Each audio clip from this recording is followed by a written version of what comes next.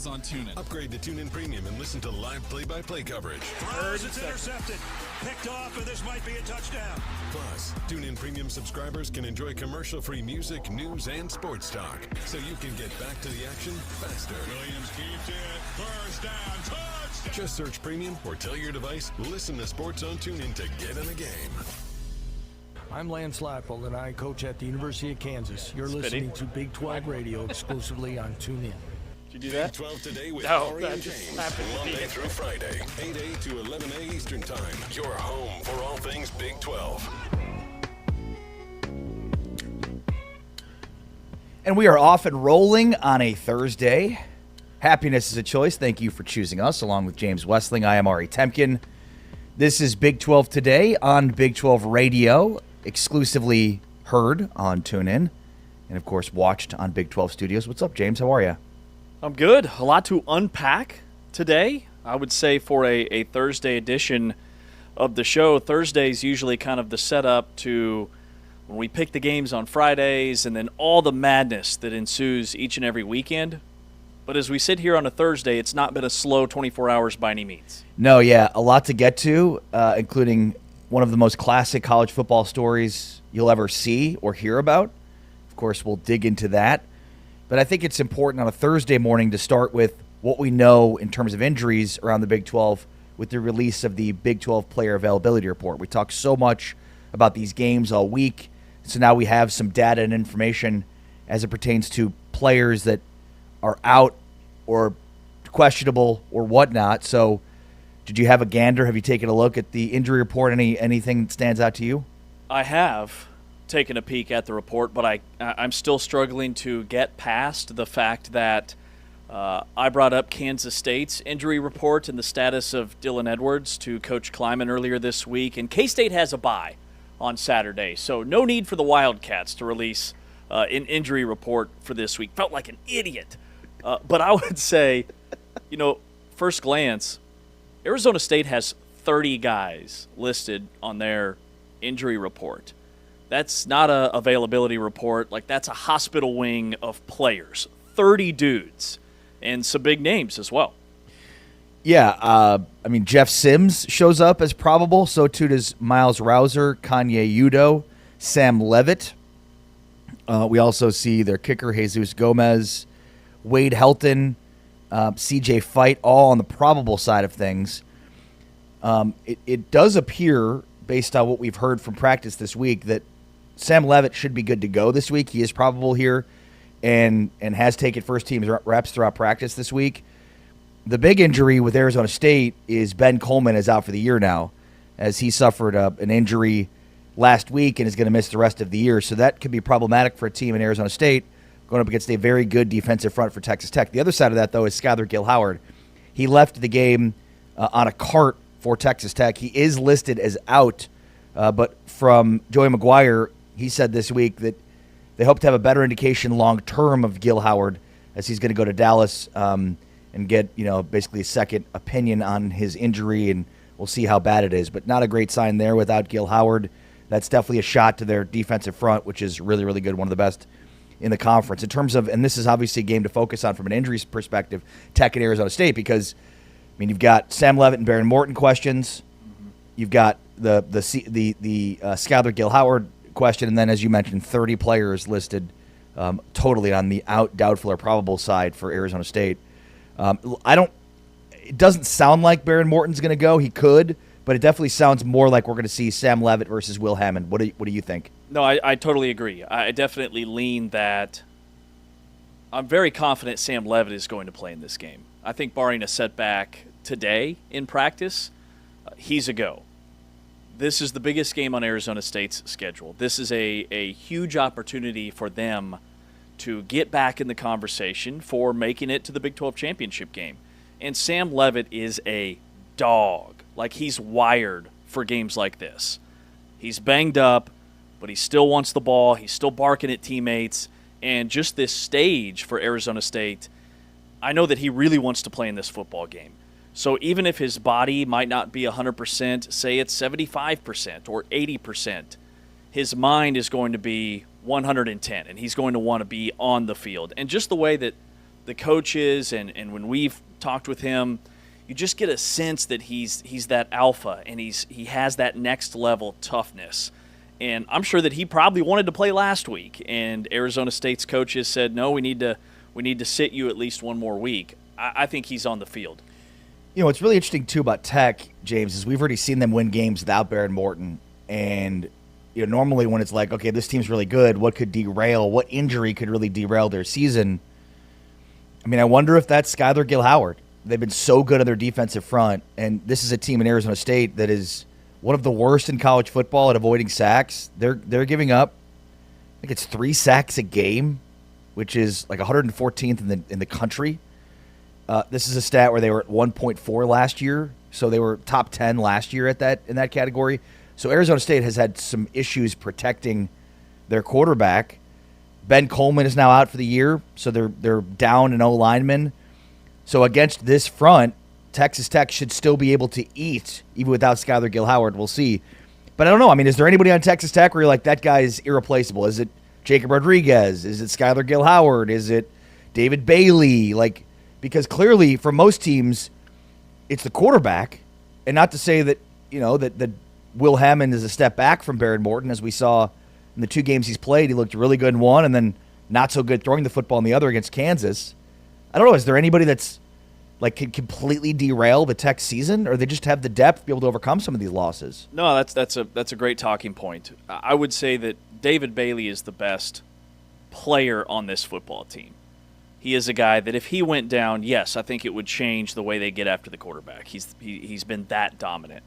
Skylar Gill-Howard is a loss for Texas Tech, their big nose tackle. But what that does is that raises the floor and the opportunity for Lee Hunter, who's another first or second round, maybe third at the worst NFL draft pick. Like he is a guy that grades out as their best interior tackle, who's a transfer from UCF and has been all league the last couple of years at a different school. So I think Lee Hunter is going to still absorb enough double teams with David Bailey, with Romello Height, who's also had a monster year on that defensive front, that I'm not as concerned about that injury. Height is listed as questionable, by the way. Same designation for Baron Morton. Baron Morton is the one that I have my eye on. And a lot of that stems from the way Will Hammond played against Kansas. You know, he was still very effective as a ball carrier, as a rusher. But as a passer, he did not have a great game. He wasn't very accurate. His decision-making wasn't as quick as it was in the Utah game. Right. And, you know, Texas Tech was at home, and they had this lead, and maybe – sometimes backup quarterbacks, we used to see this all the time with Kansas State and Skylar Thompson.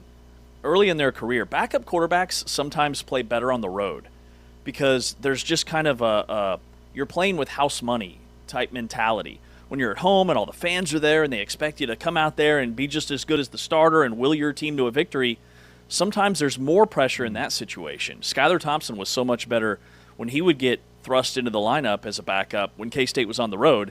And so far, the very small sample size we have of Will Hammond, he was much better on the road than he was at home. This is a road game for Texas Tech, but he's going to need to be the Utah version of Will Hammond for Texas Tech to win this football game if he is the starting quarterback on Saturday. So that's the biggest one for me. Here's what Arizona State football coach Kenny Dillingham said about Texas Tech quarterback Will Hammond. He's really good. He's a really good young guy.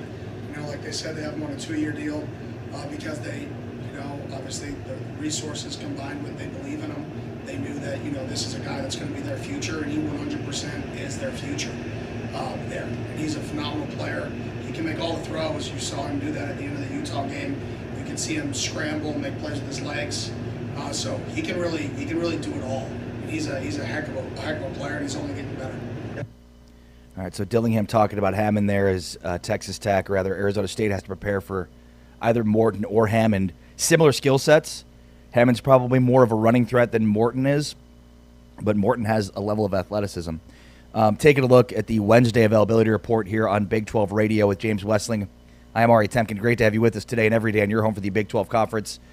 And usually we don't just get right down to brass tacks, but there's so much to get to today that we had to. And so, I mean, the BYU Utah game, from an availability standpoint, the Holy War, Once again, Kyle Whittingham going with the out designation as the lone designation that he's going with on this week's availability report. So nobody is questionable, nobody is probable, just a few guys that are out. No surprises there. On the BYU side, the biggest name is Jack Kelly, who's not on the availability report. Kelly suffered an injury a couple of weeks ago. Didn't look great as he's walking off the field holding his arm. He missed last week's game and is back this week because he's not out, doubtful, or probable.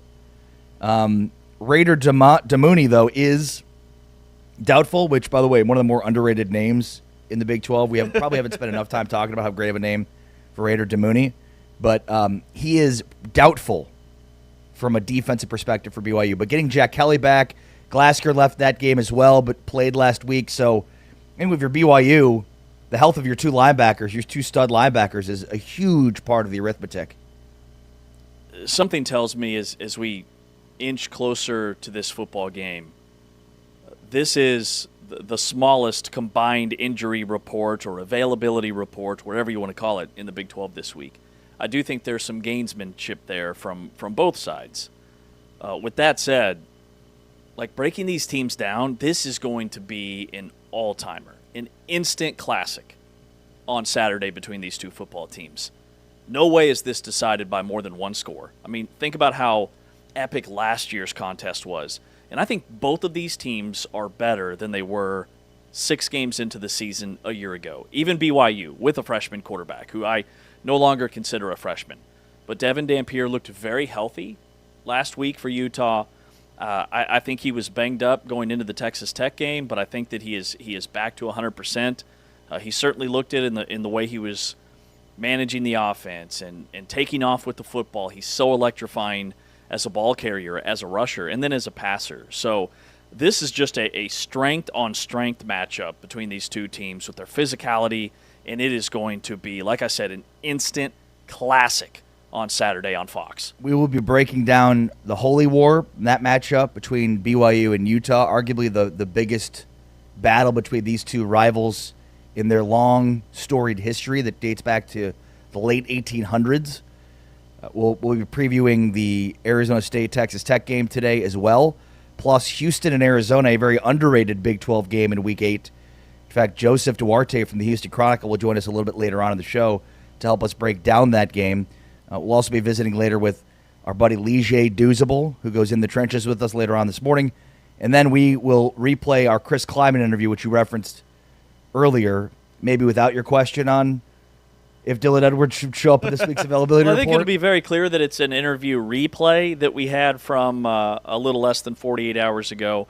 But, yeah, just a total brain fart moment there with Coach Kleiman. And Wasn't it yesterday? Did we do it yesterday? My days are all blurred together. So, yeah, just about 20. What's today, Thursday? Yeah. So about 24. I mean, I didn't really need to stop you there, but, yeah, 48 hours. We did do it yesterday. We did, yeah. And I asked him what the status was of Dylan Edwards and what the availability report would look like. And he reminded me that K-State has a bye week, and so they don't have to put out an availability report. But he did say that Dylan Edwards does not have a season-ending injury, which there were a lot of questions about that. Is he going to enter the portal? Is he going to try and preserve his red shirt? He's played in less than 4 games. There's been a lot of smoke kind of behind the scenes, and Chris Kleiman's like, no, it's not season-ending, and he's going to be back for us. We just don't know when. By the way, speaking of Kansas and Kansas State, which will play in a rivalry game, the Sunflower Showdown next week, no availability report this week or injury updates this week for K-State nor Kansas, but maybe there was a little bit of an injury update on the Kansas side of things, maybe an injured ego perhaps. We'll get into that coming up in about 15 minutes from now, so stay tuned for our conversation on Pocket Knife Gate, which was fast and furious with the updates yesterday, including fines, which, of course, we've got to spend a good amount of time on. James Westling, Ari Temkin, this is Big 12 Today here on Big 12 Radio on TuneIn, and you can watch us on Big 12 Studios. A lot of people are finding us there, whether it's on YouTube, Amazon Prime Video, Tubi, Roku, Samsung TV Plus, and many other platforms. Just search Big 12 Studios, and you can watch us in our amazing new studio. The last one I want to get to from an availability report standpoint is Arizona-Houston, another game we're going to preview today. Houston has Stephon Johnson is doubtful, which is a potential for a huge loss there. Also, Stacey Sneed is going to be out for this game. Who's the backup running back? So this feels like, and we'll preview this game later on, a big game for Dean Connors at running back and Kozoil, their tight end, in terms of the passing game. But limited options, especially for a guy like Johnson down the field if he does not play.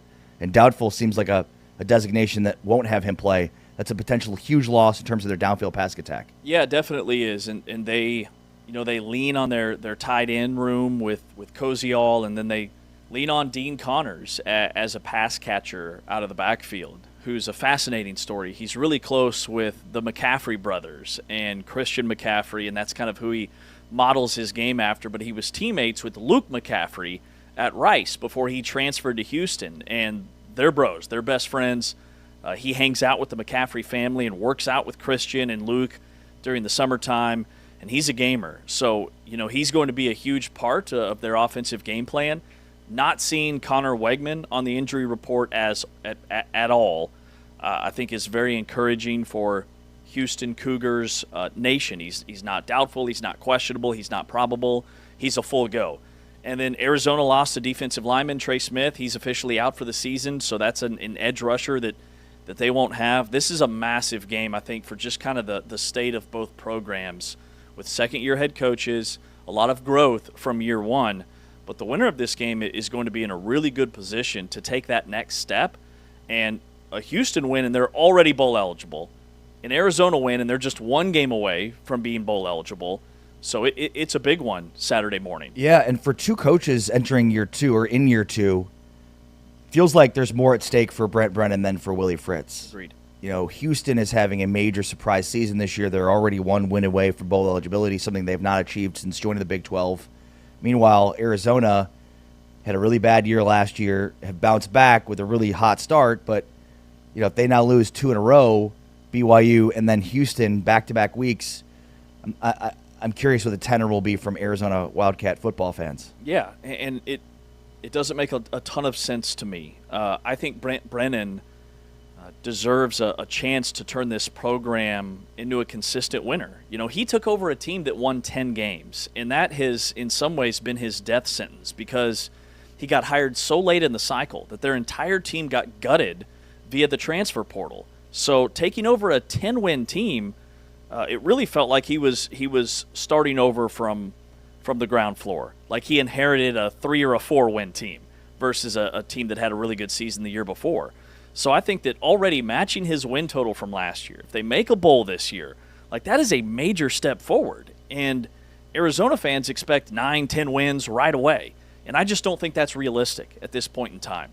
So this is a big one for him in his tenure. I'm not sure I agree with you there, but we'll get into that as we preview this game. We'll also preview the Texas Tech-Arizona State game, which, as we mentioned earlier, from a Wednesday availability report, appears to have Sam Levitt playing and perhaps Baron Morton not, but we'll know, obviously, as the availability reports evolve throughout the rest of this week. We thought Sam Levitt was going to play last week until the last availability report that said he was questionable or out. I can't remember one of the two, but clearly was trending to out last week, which was something we didn't really know all week. So we'll preview that Tech-Arizona State game coming up.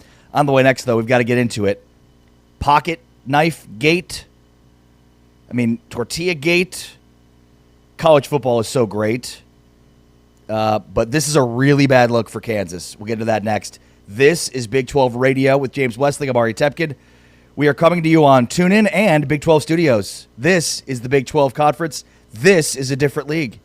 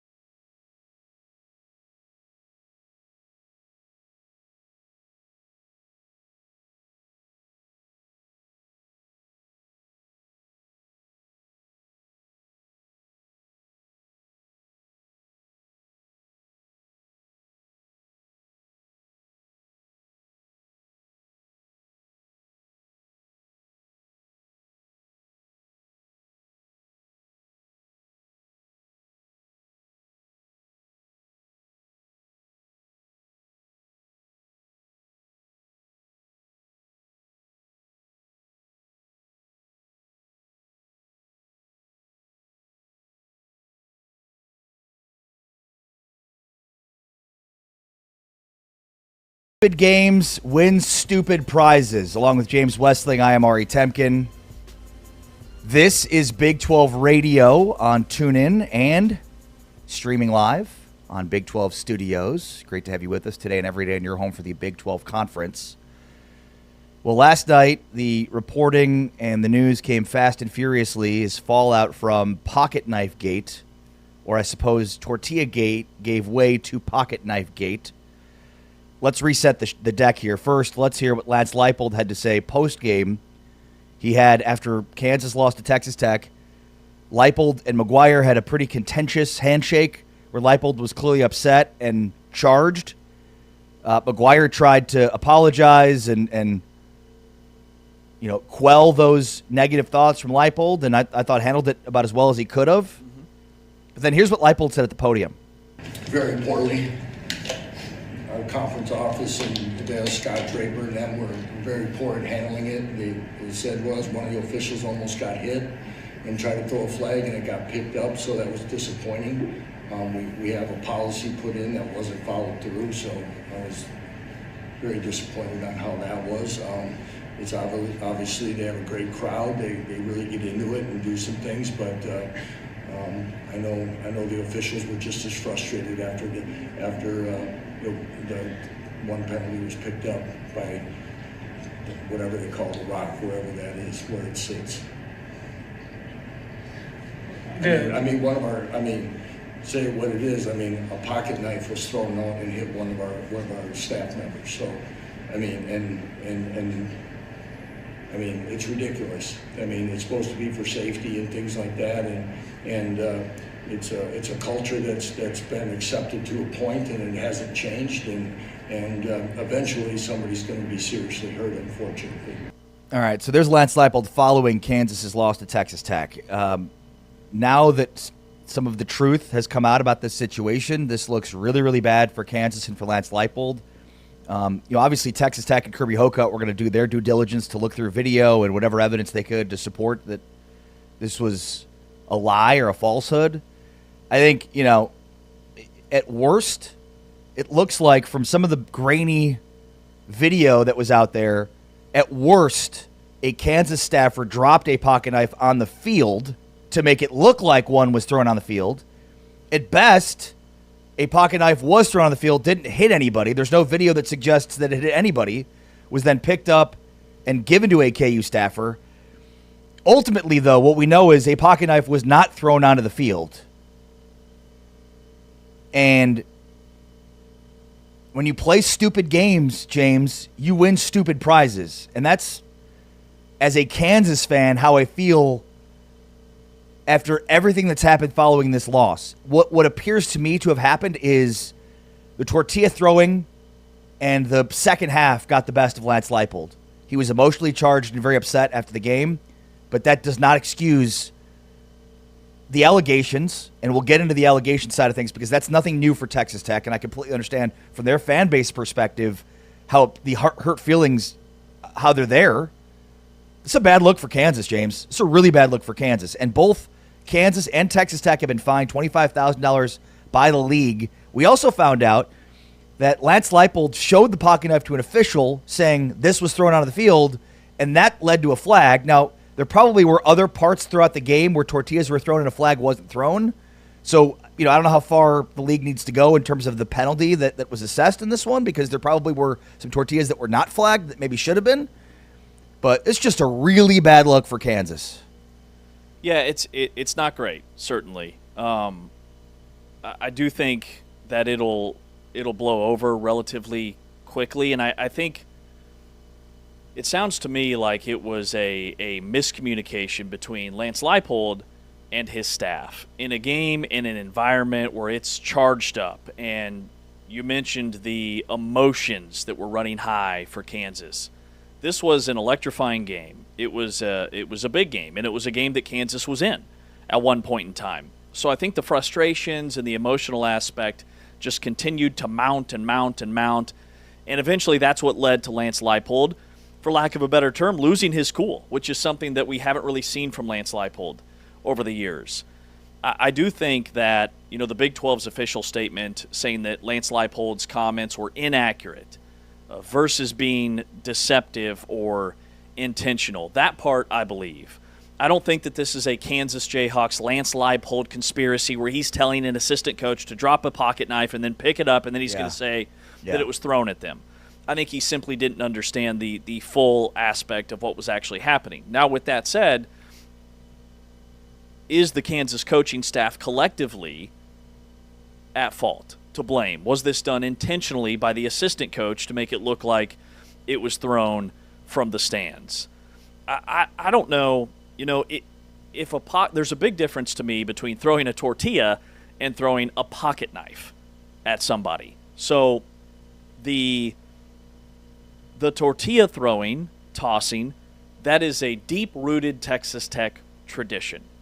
I don't have any issue there. They're going to be penalized. Eventually, it might catch them. But a pocket knife, that goes from tradition to being something very toxic and a whole different ballgame. So I was encouraged in some ways that this wasn't a fan throwing a pocket knife onto the field or throwing a pocket knife at the KU sideline. But you're right, it doesn't look good for Kansas because it was an emotional, knee-jerk reaction. And this is a conference where there are so many elite coaches that, you know, we just typically don't see this. We don't see these emotionally charged moments in the Big 12, and it was a little bit surprising that it was Kansas, the team that we saw that from. Travis Goff, the Kansas athletic director, released a statement saying, quote, "The circumstances of Saturday night were unfortunate. We take ownership of our emotionally charged response. Further, Coach Leipold should not have addressed the matter publicly.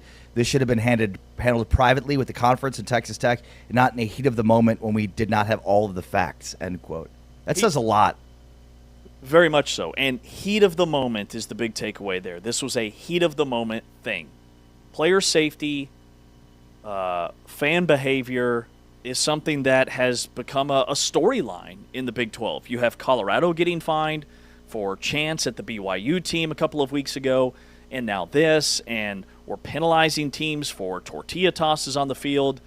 But the more attention that is put on this issue, or this very specific, unique tradition at Texas Tech of the tortilla tossing, the more it's going to happen. Because usually it's mostly students, and if you tell students you can't do something, that just magnifies the importance or the cool factor of actually doing it. And so it's going to continue to happen. We just hope that it stays with tortillas and not something further like what was assumed or stated by KU's Lance Leipold. Well, and it's important to note that the reaction from Texas Tech and Texas Tech fans was extremely defensive, but for good reason. There have been a lot of accusations lobbed at Texas Tech fans over the years that are completely unfounded. In fact, Jody Laughter on Twitter at Lubbockist basically went through the entire timeline of November 3rd, 2001, after a Texas Tech football victory. A&M booster Mike McKinney claimed he was assaulted by a Tech fan requiring stitches. The investigation confirmed his attacker was actually another A&M fan trying to prevent McKinney from assaulting him. November 17th, 2007, OU football player Eric Mensick claims, quote, "We had to keep our helmets on the whole game because they were throwing coins and batteries at us. I remember hearing the ding of coins hitting helmets. Investigation shows this was a fabrication." November 8th, 2008, after Texas Tech's 56-20 win over Oklahoma State, a Redditor claims Tech fans were spitting and throwing turkey legs at us. They were absolutely rabid. Unfortunately for him, turkey legs weren't sold at the stadium. They were throwing turkey legs. 10 years before they sold turkey legs at Jones AT&T Stadium. October 8th, 2011, A&M AD claimed, quote-unquote, manure and spray paint vandalized football team buses. Investigation that was stink bait and shoe polish. The deleted TexAgs post claims it was a group of their own players trying to fire up the team. A&M AD apologizes. This goes on, and I mean, Gary Patterson says they were hit with frozen water bottles. Quote, "No evidence exists, and this was a 90-degree afternoon game." So, and this is just a few of them. There have been a lot of accusations about Texas Tech fans over the years. I would imagine the tortilla throwing has really played into this. It upsets people, especially when you're losing. And that's why Texas Tech fans are so defensive, and I get it. You know, perception is reality. And so if you're constantly painting a picture where Texas Tech fans are rabid and throwing turkey legs and frozen water bottles and batteries and coins. I mean, you're painting a picture that makes them look like Philadelphia fans. You're painting a picture that makes them look inaccurate to the reality of the situation. And so this is just the latest iteration of that. A pocket knife, batteries, coins. Like, these are not soft and fluffy tortillas that don't exactly hurt you, or you don't need helmets to be kept out on the sidelines to do it. And there's a big difference there. You know, the other Big 12 fan bases love to paint Lubbock, Texas as the league's wild, wild west. And it has become part of the Big 12 theater identity. It's a huge characteristic of this conference. And the crowd has always been great at Texas Tech. Whether they're winning 7 games, 9 games, or every once in a while, double-digit win seasons under Mike Leach. The crowds are loud, they're incredibly fiery and rowdy, and they are relentless on social media. And so there's a lot of things, but that is a big reason, or a big thing that makes them so great and so fun to sit back and watch. And it further helps paint the picture of Texas Tech being the villain in this conference. And when Texas Tech's going 4-5 in Big 12 league games, nobody's talking about their crowd. Yeah, it's a difficult environment. It's a tough place to play. But when they're winning games and beating teams by an average of 35 points per game, all of a sudden it's an issue. So, you know, it's just, to me, it's part of what makes college football so great, as long as they play within the unspoken rules of what's okay and what's taking it too far. But so far, we haven't seen them take it too far, in my opinion, because nobody threw a pocket knife. It didn't happen. Right. No, exactly. And I, again, think it's why Texas Tech fans are so defensive about it, and rightfully so, and why it's such a bad look for Kansas. Because ultimately what this looks like is you lost a game that you didn't expect to be in through 3 quarters, or most people didn't expect you to be in through 3 quarters or midway through 3 quarters. And now you're starting to point fingers at other things that are not related to the game. And I think from a Kansas fan's perspective, that's what upsets me more than anything. Like, you lost the game, and now you're adding insult to injury here.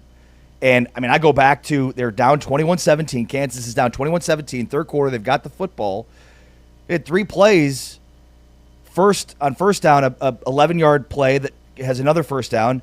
Then they have 2 plays for 9 yards. They have 3rd and 1, and they run right into the teeth of that Texas Tech defensive line, get stopped and punt the ball away, and the game's over after that. So, I mean, it's just continued repeatedly conservative play calling in situations where you're really doing a good job at testing the edges. You've not had a lot of success running the interior. I'm not one that likes to second-guess play calling on an individual play-by-play basis, but that was one that stands out because the game effectively ended after you ran on 3rd and 1 and didn't get it and then punted, because they scored to go down the field, score a touchdown. It's 28-17. They scored another touchdown. It's 35-17. They scored another touchdown. It's 42-17. You had the ball down 21-17 in the third quarter, and you had a BS play call in 3rd and 1 into the teeth of Texas Tech defense that is uber conservative for a coach that has proven to be, against Missouri in multiple games, way too conservative in spots where you can't be. Like, what do you have to lose? You're a huge underdog on the road. What are you doing? And yet he continually makes the same mistakes. And then after the game, he's complaining and yelling and screaming. He's yelling at the coach. He's yelling at the fans. He's yelling at everybody instead of yelling at himself and taking accountability for the way this team played and the play calling and coaching that went into it. I mean, this was Kansas unraveling in the second half of this football game. And I think that adds to the level of emotion that Lance Leipold was feeling in that moment. He was incredibly frustrated. And Texas Tech is a team that's another kind of aspect of Texas Tech, and what makes them so good this year is they're a team that so far they've been very composed in high-pressure situations, and then they wear you down over the course of a football game. So you might hang with Texas Tech for a half. It might be 21-17 in the third quarter, and then all of a sudden you're completely gassed. You have nothing left in the tank. And they just keep coming at you wave after wave with all this NFL talent. And then a 21-17 game is all of a sudden 42-17 in the blink of an eye. Same thing happened in the Utah game. Utah was right there. Yeah, it was right. Close. Baron Morton gets knocked out of the game. And then just a flood of Texas Tech talent and a couple of explosive plays here and there on both sides of the ball, and all of a sudden it's a 3-touchdown game. it has to be incredibly frustrating to play against. But that's what makes Texas Tech so good is their depth, their talent, their athleticism. They're bigger, they're stronger, they're faster, and that's why they're dominating at the level that they are. And one thing you didn't bring up there is their ability to make adjustments on defense into the second half. Shieldwood has been marvelous at doing that. And to your point, I mean, 0 points against Kansas in the second half. I don't know what Utah had second half points wise, but it's the talent, it's the things you're just mentioning. Plus, they have a great defensive coordinator that is putting them in great position in the second half games to close them out. Also of note, and in a few moments here, we're going to preview Arizona State and Texas Tech. Sun Devil Athletics prohibited items. They have a whole list of things that cannot be brought into the stadium, including tortillas for the game on Saturday. Let's preview that game next. Texas Tech and Arizona State. How much of a shot do you give the Sun Devils? They are the defending Big 12 champs. That's next with James. I'm Ari. This is Big 12 Today on Big 12 Radio, and you can listen to us on TuneIn or watch us on Big 12 Studios.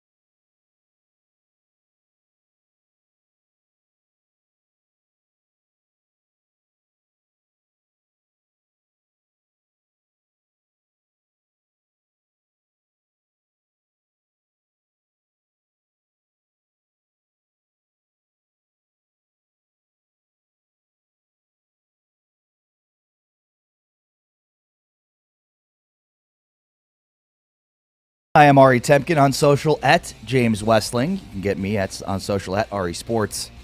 By the way, we are not that far off from the Big 12 championship game at AT&T Stadium. John Pardee is the halftime performance. Kicks off at 11 a.m. Central on Saturday, December 6th at AT&T Stadium, and you can will be broadcasted on ABC. John is the Big 12's first country music headliner at its football championship. He'll be joined in the performance by the marching bands from both participating universities, which we saw last year and was incredible in terms of the performance. It'll be a party pit, a premium experience in front of the stage with tickets available to purchase.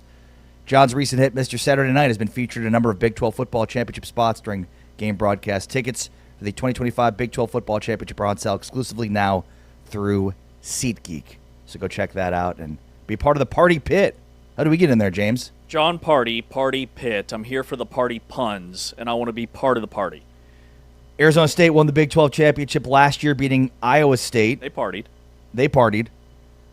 They'll be taking on Texas Tech this weekend in Tempe in a game that features the dominant force of the Big 12 right now against the major surprise team of the Big 12 from last year that's trying to defend its Big 12 championship at Arizona State. Texas Tech at Arizona State, certainly a game that we had circled before the season started as being a big-time matchup.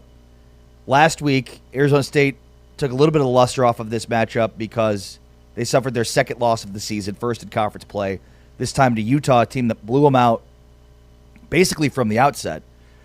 Jeff Sims really could do nothing in replacing Sam Leavitt, but it does look like Leavitt will be available and will start this week for Arizona State as he is probable.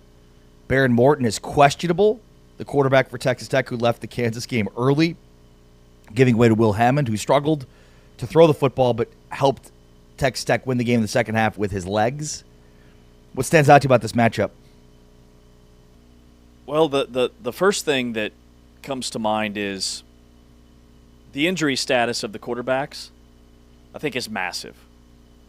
In games in which Sam Leavitt starts the game, the last two seasons, Arizona State is 15-2. I mean, they're a different animal with him at quarterback. It's not a knock on Jeff Sims, but he's not Sam Leavitt.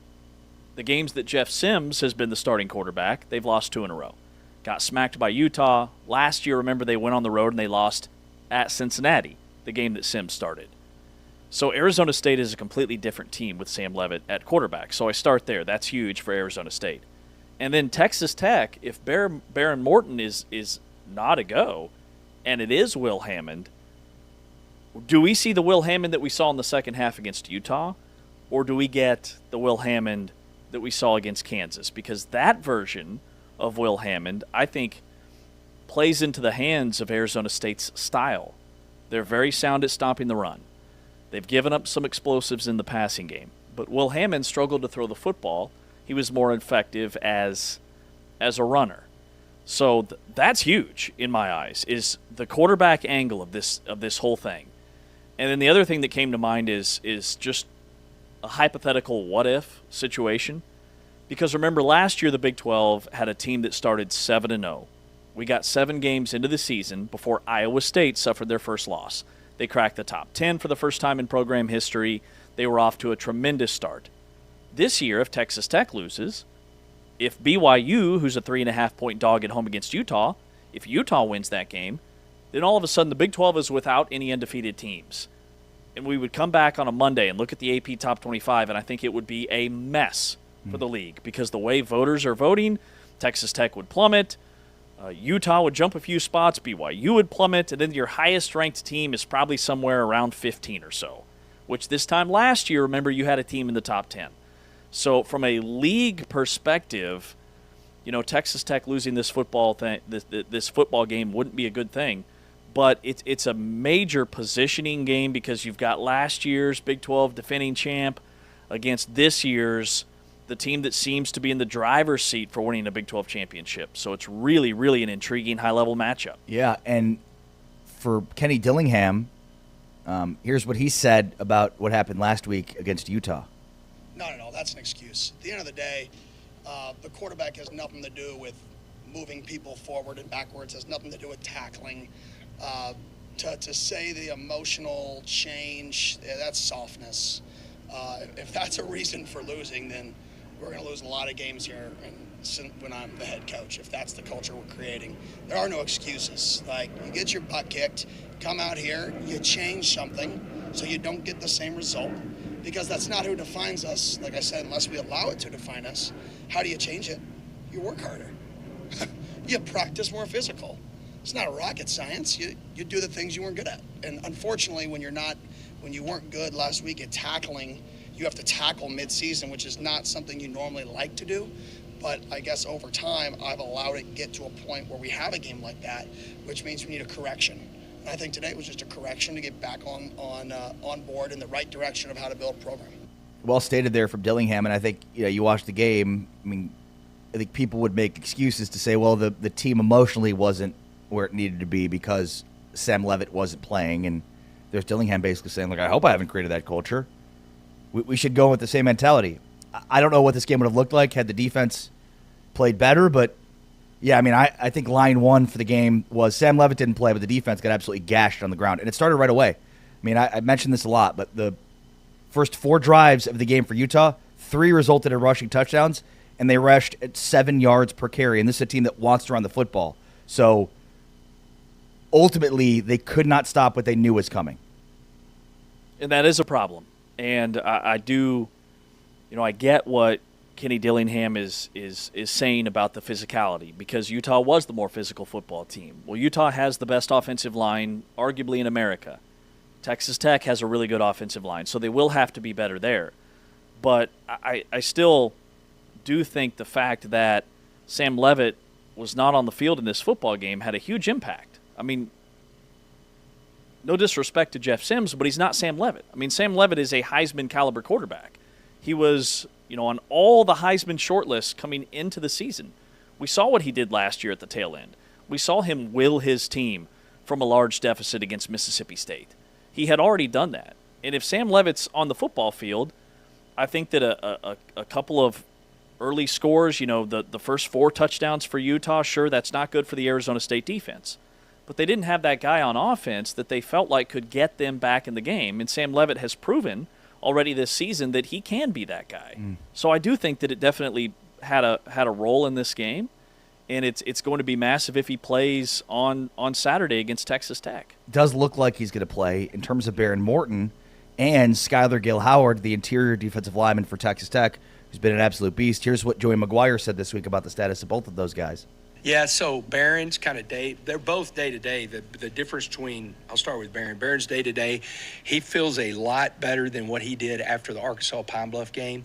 And so we all know, I mean, I've said it a million times, and I don't know if there'll ever be a player like him, but that dude's the toughest kid I've ever coached. He's pretty, his pain tolerance and just toughness and care factor is really high. So he's day-to-day. We'll see how he feels. Skylar is a little bit different. Skylar, we'll know a lot more by Thursday. We're trying to get everything set up, and Mike and Crawford do a great job with this, but we want to send him to his ankle. We want to send him to an expert in Dallas, to see, how fast we can get him back and exactly what possibly, we need to do. And so he's going to be a little bit more questionable, like if he can go, and especially whenever depends on how far out that appointment is. Like if it could be Thursday, and so we'll see. Those, as far as kind of everybody else and that I can think of, I mean, we're football banged up. You're always going to have bumps and bruises and, not feel great. And then by Tuesday, you're feeling a lot better. I mean, Mike says it all the time, movement's medicine, and by the time they get to Tuesday and with the facilities we have to get guys to feel a lot better, they feel pretty good. All right, so the designation officially from last night's availability report is questionable for Baron Morton. Skylar Gill-Howard is out. So regardless of what we hear from the appointment in Dallas, as McGuire mentioned there on Thursday, I think the more long-term prognosis is what we're inching towards. On the other side, it mentioned that Sam Levitt is probable. Here's what Joey McGuire said about the probability of Sam Levitt playing. Yeah, I expect him to play, man. I mean, thought process to me was probably If he was really banged up, then you've got to go into Utah and, maybe, hey, let's get as healthy as we can, to play us. And so I expect him to play. I think he's really talented. He extends plays with his feet. He's got a really good arm. He's smart. I mean, he's a guy that's going to play on Sundays. Whenever you face guys like that, it's really tough. I think they have, one of the best receivers in the country. Extremely talented. He's got great ball skills. He high points the ball. It's like they have great chemistry. He always knows where, Tyson is. I mean, I was watching a play where he gets flushed against TCU, and he just catches a phenomenal pass on the sideline.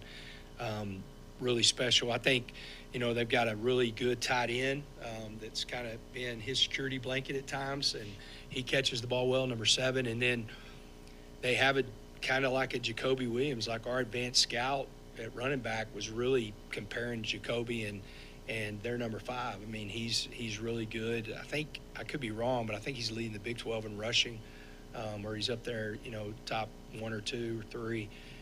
So they're really good on offense. I expect Sam to play, and, man, he's probably fired up to play us. Arizona State, James, is 114th in the country sacks given up per game, 3 sacks per game on Sam Levitt, which could have been, the Utah game may have done something to those numbers, but still, this was a team that was just at 1 last year and a big reason for their success. But even with Levitt playing, I'd be curious what Texas Tech does to Tyson. They've done a really good job, Tech has, defensively with Pollock to make sure to lock up the opposition's best weapons. I mean, Emmanuel Henderson didn't do much for Kansas last week, and Tyson's a better player, but I think that's the battle here to watch is how does Arizona State defensively play them? Do they bail out to try to stop a run after being gashed by Utah last week and seeing what Tech did to Kansas? And then how's Jordan Tyson able to play against this Texas Tech defense? And Texas Tech has a really underrated secondary, and their linebackers are really good in pass coverage with Ben Roberts and Jacob Rodriguez. Those guys are all over the field. And Texas Tech has been so dominant that we are looking at this more from the can Arizona State hang angle. Yeah. And I do think that, getting punched in the mouth by Utah may have been the best thing to happen to Arizona State this season, because it forces them back to a reset and their identity of being tough and having leverage on both sides of the line of scrimmage and tempo. I mean, Utah dominated the trenches. They had over 200 yards rushing. Arizona State had 2.8 yards per carry. You mentioned the sacks. They got sacked 5 times. And Texas Tech is a team that leads the league in tackles for loss. So Arizona State, they know that they have to be nastier up front. They have to be more physical. And this could be a get-right game for them from that standpoint. But Texas Tech has so much strength and athleticism that Arizona State is going to have to be better. And it still might not be good enough. Now, if Arizona State offensively, if Sam Levitt plays, because Jeff Sims is limited as a passer, okay, so teams can put 8 or 9 guys in the box and force him to beat them with his arm. With Sam Levitt, that goes out the door. And in games in which Arizona State rushes for over 150 yards, they're 10-0 the last 2 years. That's a key number for them. They have to get the ground game going. Joey McGuire knows that, the Texas Tech coach. Texas Tech is going to be dialed in on that. But I see Arizona State's path is Sam Levitt plays. There's a little bit of backyard football. He plays loose and free. He makes some scrambles on broken plays. He hits Tyson for a couple of explosives. And if Will Hammond's the guy for Texas Tech, we haven't seen Texas Tech have to play from behind this season. At any point, we've seen them have to hang on to leads, but they really haven't had this massive come-from-behind type game yet. So if Arizona State can get some early scores, it could be interesting. All right, that's James Amari. This is Big 12 Radio, Big 12 Today. On the way next, we'll talk with our buddy Joseph Duarte from the Houston Chronicle and preview the Houston-Arizona game, plus get some of his thoughts on Houston basketball preseason. That's all next here on Big 12 Today with James Westling. I'm Ari Temkin. This is Big 12 Today on Big 12 Radio, heard on TuneIn and watched on Big 12 Studios.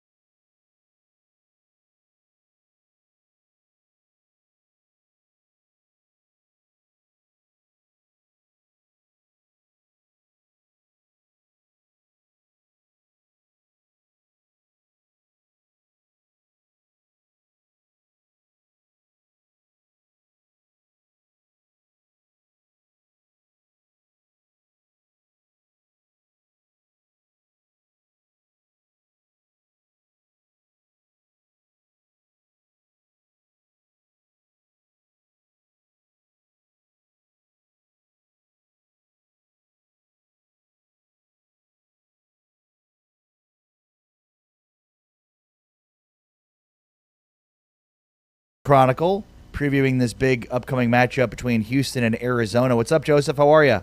Hey, good morning, Ari. Appreciate your time as always. Anytime. All right, let's start with, the Houston football situation. They're one win away from bowl eligibility for the first time since joining the Big 12. Just kind of give us your overall thoughts on the season so far for Houston football. Well, it's gone about as well as it could to script. The one loss is to arguably one of the best teams in the country right now, and Texas Tech. So for Houston to be 5-1 as we go into the late October here, sort of Willie Fritz's is history. He has success in his second year of taking over a program, 4 and 8 seasons the last 2 years. So it would be huge this weekend or in the next couple of weeks when they get to 6 wins, if they get to 6 wins, because the bowl game was the dangling fruit to begin the year. That was the where they thought that they could get to, and who knows? You win, and then you win a couple of others. Maybe you steal one you're not supposed to. We don't know yet where the ceiling could be. Is this a 7, 8, maybe 9-win team? Either way, it's a successful season based on the past few years. Houston is seeking its best start since 2021, when they won 12 games, albeit in a different conference. Coming off that 39-17 win at Oklahoma State, just what were your main takeaways, and what stood out to you most in that road win? Well, first of all, Connor Wegman, he had been in the concussion protocol all week, and you don't know quite how a guy's going to respond or come out of that. And, he didn't miss the entire week of practice, but he didn't get into full participation until about Wednesday of last week. So for him to come in and not only direct that offense to, a season high in points and yards, he threw some dimes. I mean, he had several passes there, especially in the second half, that were just on the money. So I thought that his performance, and then defensively, even in the Tech game, they had their moments where they kept them red zone trips into field goals. I thought they played well all year for the most part, and then they go into Oklahoma State and they take away that first big trick play. They were really solid. So both for me, the defensive as a whole and Wegman really getting comfortable in this offense and spreading the ball around, those to me were the big takeaways from last week. Joseph, what do you think? What stands out to you about this matchup with Arizona? Where are the areas that Houston may have some advantages? Well, let me start with the disadvantage. I mean, Arizona doesn't give up. We just talked about the passing game. Arizona doesn't give up very much in the passing game. I believe last week was the first time they've ever given up a touchdown this season through the air. So that's something that's been talked about this week. But I think where Houston could match up well is they're more balanced, and they're a totally different team than last year when they were in Tucson, because this is a team that's doubled their scoring output. If you get into a game where you've got to score, I think U of H can match them, and that wasn't the case last year. So I think from the standpoint of it looked like they're starting to get the running game going with Dean Connors, and I saw a hint of optimism from the offensive line last week, and they've really struggled. I think that's where Houston can sort of, if they can impose their will early, get some yards going on the ground, maybe that sets up things in the passing game, because they do have some bigger receivers, and I think that's a good matchup for them, depending, of course, who's healthy, because there's a couple of them that aren't going to be available possibly. I think coming into the season, everybody assumed that Houston would take a step back defensively, losing A.J. Halsey in the portal, losing your defensive coordinator, Sheil Wood, to Texas Tech. But that hasn't really been the case. Allowing just 17 points per game, that's top 23 nationally, 19th in ESPN's defensive efficiency metric, top 10 nationally in fourth down defense. So what do you see from the Houston defense this year? Oh, you're right. I mean, the two guys that they lost in the portal were the key ones. Were in the secondary, accounted for 9 of the 11 interceptions that they had. I think I start there. I like what they're doing interior.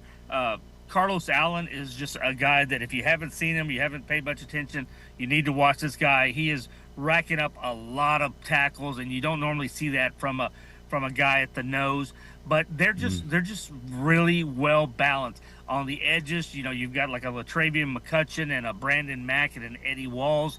But my biggest takeaway, I think they've shored up the linebackers with one of the other McCutcheon brothers. Excuse me, Latravian McCutcheon. I'm getting confused. And then you got his brother Latrell, who's having an all-conference year at cornerback. But just they're balanced, they're aggressive, and they kind of go out there and play like they've got nothing to lose. And the talk was all offense this offseason. What were they going to do? How were they going to score points? Nobody paid attention to this defense. They bring in Austin Armstrong from Florida to be defensive coordinator, and it's just clicked for them. They don't give up a lot of big explosive plays. They're solid for the most part against the run, and they've gotten a lot of really good production across the board. So it's been interesting and fun to watch because I don't think a lot of people saw that coming, and you're right that this would probably be the year that they take a step back. Yeah, and I mean, from a defensive perspective, is this more, Joseph, Willie Fritz than anything else? I mean, are they doing things differently schematically than last year? Is it similar to last year, even with Armstrong taking over for Wood? I mean, is it just more Willie Fritz's defense?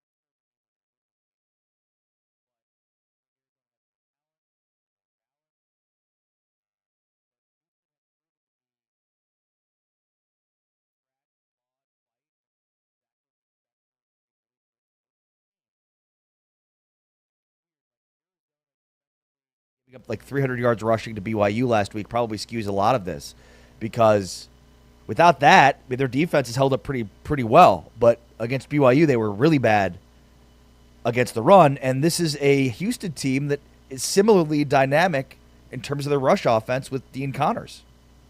I'm not convinced that Houston is not going to be the team that just messes up the whole Big 12 status quo this season.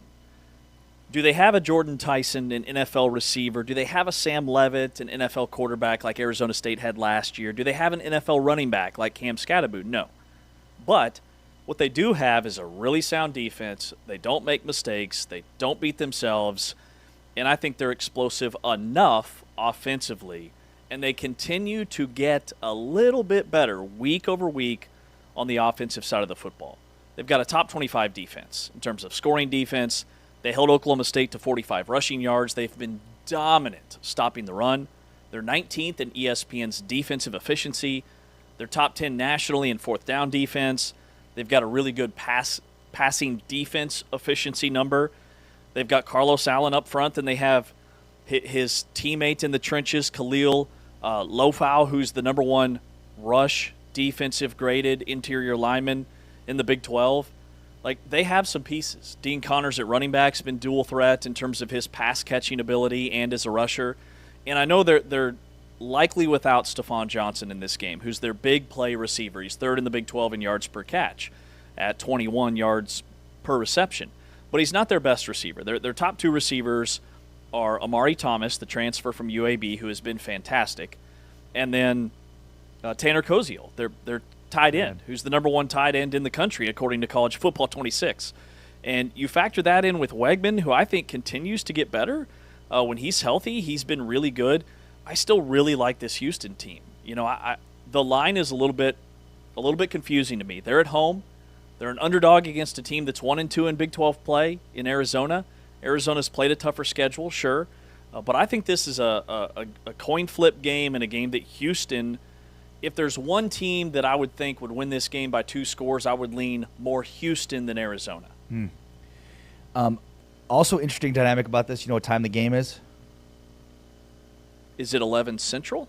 11 Central. And a game you can catch as a part of Big 12 Radio on TuneIn is one of our 2 games of the week this week on TuneIn, so you can catch that and hear the local broadcasts. By the way, if you want to hear all of the games across the college basketball, college football season for the Big 12 and beyond, check out TuneIn Premium. But, yeah, 11 a.m. Houston time kick. So that's 9 a.m. Tucson time? Are they on Pacific or Mountain? Yes. They don't change their clocks, James. It's super confusing to figure out which time zone they're in, which time of the year, but I believe it'll be 9 a.m. currently, local time for the kick. I think it's a 2-hour difference currently. You are correct. Yeah. You are correct. So early morning kick for the boys from Tucson. Here's what Willie Fritz had to say in the lead-up to this game about this game. Well, real quality ball club. They got beaten double overtime by BYU this last week. BYU tied it up with just a few seconds left on the regulation clock, and he beat them in double overtime. Kind of great quarterback. He's not a real tall guy. He's probably 5'10", 5'11", but I mean he's got great feet. He does a good job of throwing the ball outside the pocket, inside the pocket. Good receivers. Playing really well defensively. They've run a whole bunch of different things up front. With odd, even, slanting, bringing linebackers up, dropping D linemen. So we really got to be on point this week. What would you say is Arizona's offensive identity? Real quick, was Willie Fritz doing his press conference from a truck stop payphone off of I-10? Why was that See in the straight out of bathroom? 1982? Called in on a landline payphone. Can we get Willie Fritz some better connection here? We need to get him a cell phone. We should try that. Maybe, yeah. He literally coaches a team in the biggest city in the Big 12, by far. Can we get our guy something a little bit better? What was your question? What's Arizona's offensive identity? Ooh, that's a good question. Because I think early in the year, we were really impressed by their ability to run the football with Ishmael Mahdi and Noah Fafita as a scrambler. And, to beat Houston, they're going to have to be able to throw the football. I don't know that they have an offensive identity. I would say that they're probably one of the more balanced teams in the Big 12, if I had to guess. Rushing, passing numbers. Their offensive coordinator, Seth Dagey, is a guy that his offenses kind of evolve around his personnel. So I would say they're almost a ball control, manage the clock, not really explosive, but have very capable backs and a better offensive line.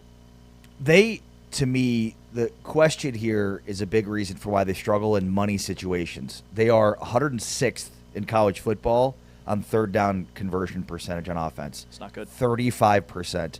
They're currently 13 of 28 scoring touchdowns in the red zone. They score touchdowns on 46% of the red zone touches. Not good enough. This to me is the crux of the question here. They have an identity crisis.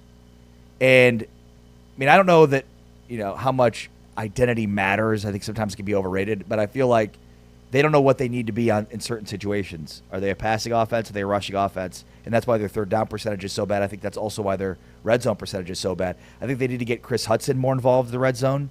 He's delivered when given the opportunities to do so. And again, based on third and short or what the situation is, they need to be, better balanced. But the reason I ask the question is because I think those numbers stand out in terms of, they're just not good enough on money downs, and I think that has a big thing to do with what they want to do and what they want to be on offense. I'm not sure that they know. That's a really good point, and Houston's a tough task to try and right that ship. I think this is a strength-on-strength matchup in terms of both of these teams and their identity. Arizona has evolved into a really good defensive football team that leans on their defense. They're number one in the nation in pass efficiency defense. They've only allowed one passing touchdown all season. They're top 15 in total defense, turnovers forced, tackles for loss, almost 8 per game. They've held opposing offenses out of the end zone in 18 of 24 non-overtime quarters this year. The defense has been really good. My question is, can Noah Fafita will his team to a victory? He's thrown for the 4th most yards in school history. His numbers are much better this year. But when they have struggled against Iowa State, against BYU, we saw him revert back to some old bad habits where it's a little bit too much backyard football and he hangs on to the football a little bit too long and he takes some sacks. So, this is a game where I think both sides are going to lean on their defense, and then whichever team can get a couple of explosives, probably in the passing game. And then, to your point, whichever team can stay on the field, which I lean Houston based off that third down conversion number and that glaring red flag for Arizona. Too many 3-and-outs offensively, not enough sustained drives for them.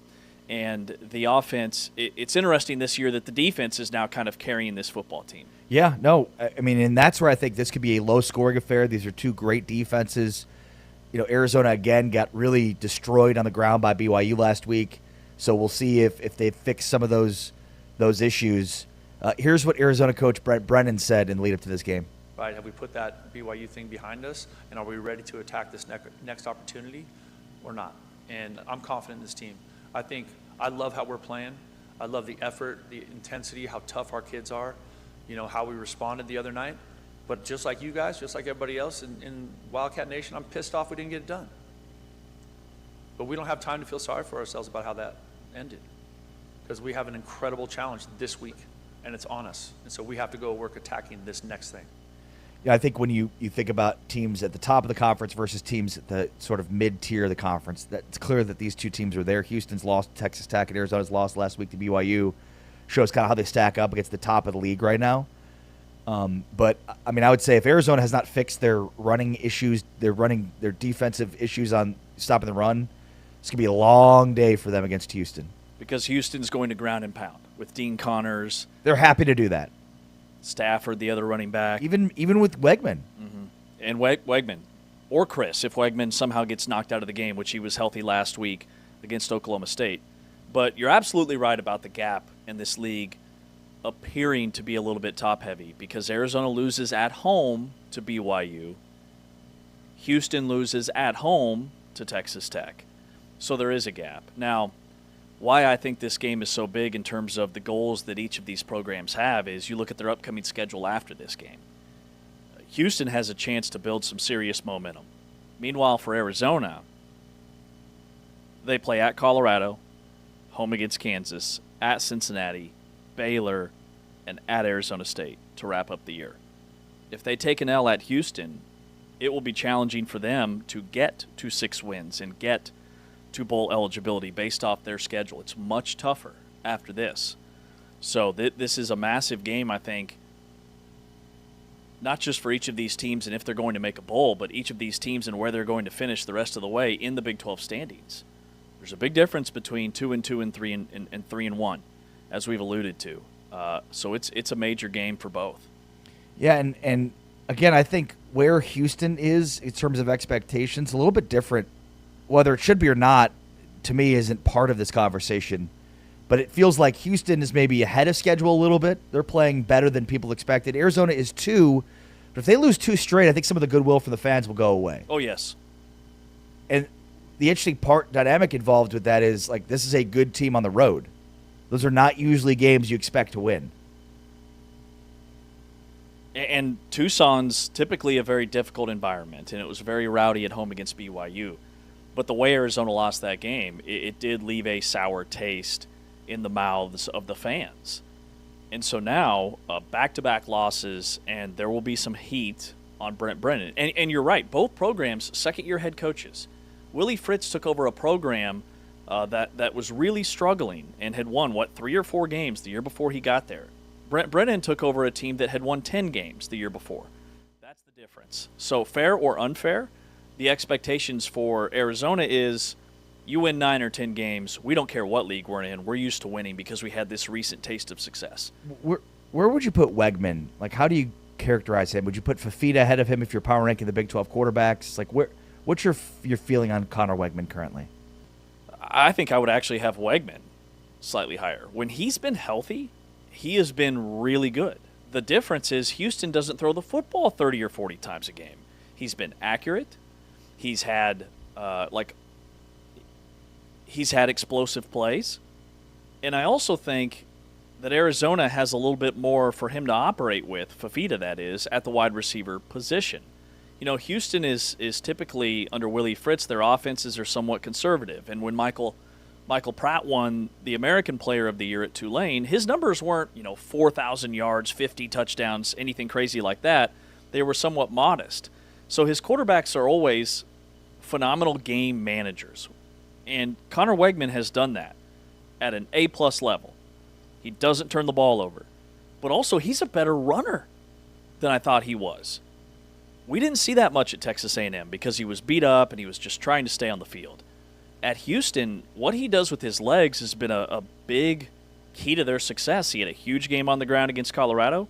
He had a huge game on the ground against Oklahoma State, and that's another added dimension to that offense that I think elevates him. This is Big 12 Radio, Big 12 Today. Here's what Willie Fritz said about Connor Wegman. Pretty much scored from that point forward. But you want to have that out of your quarterback. And you'd love to have your quarterback, be a leader for you. That doesn't happen all the time. Sometimes I've had some quarterbacks who are really kind of silent guys, didn't say much. But Connor's got great leadership qualities. It's great when your quarterback has that kind of confidence and conveys that to the rest of the offense. So, I'm proud of him for, seeing that that's what we needed to do and conveying that to the rest of the offense. Against Oklahoma State, just to kind of magnify how good he was, he had over 300 yards passing, 306, right? He completed 70% of his passes, and he did not throw an interception. He was one of only 2 quarterbacks in the entire country last weekend to do just that. Wow. 300 yards, 70%, no picks. I mean, he was flawless against Oklahoma State. But because he's not throwing for 400 and there's all these other really good quarterbacks in the league, it gets overlooked. That's James Wesley. I'm Ari Tepkin. That's our Houston-Arizona preview, and a game you can catch as a part of Big 12 Radio on TuneIn. So make sure and check that out on TuneIn. If you have not yet, download the app and make sure to favorite the channel, Big 12 Radio. With James Wesley on social, at James Wesley. I am Ari Tepkin on social, at Ari Sports. On the way next, our Week 8 previews continue with the holiest war. That's next. This is Big 12 Radio. Big 12 Today, heard on TuneIn and watched as a part of Big 12 Studios.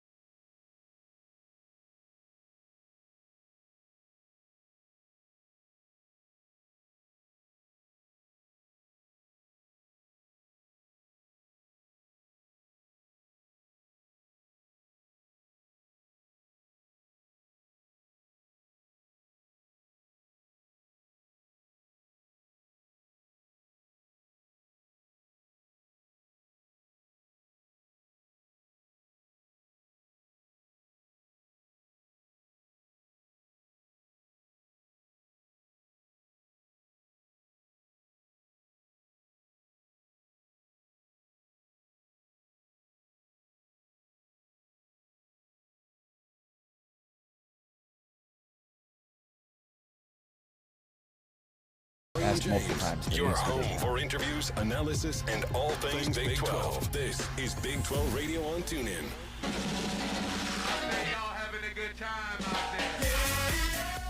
We are rolling along on a Thursday, previewing much of the Week 8 slate. A lot of big ones in the Big 12. Much still to be determined in terms of the Big 12 championship and 2 playoff teams and everything else. With James Westling, I am Ari Tepkin. Thanks for checking us out today at Every Day in Your Home for the Big 12 Conference. Tune in. If you have not yet, make sure to download the app and check us out there each and every day from 7 to 10 a.m. Central, 8 to 11 Eastern Time, every weekday morning. And, of course, now live in color on video as a part of Big 12 Studios. Check out our new digs, our new studios as a part of YouTube, Amazon Prime TV, Amazon Prime Video, Roku, Tubi, Samsung TV Plus. Have I missed any, James?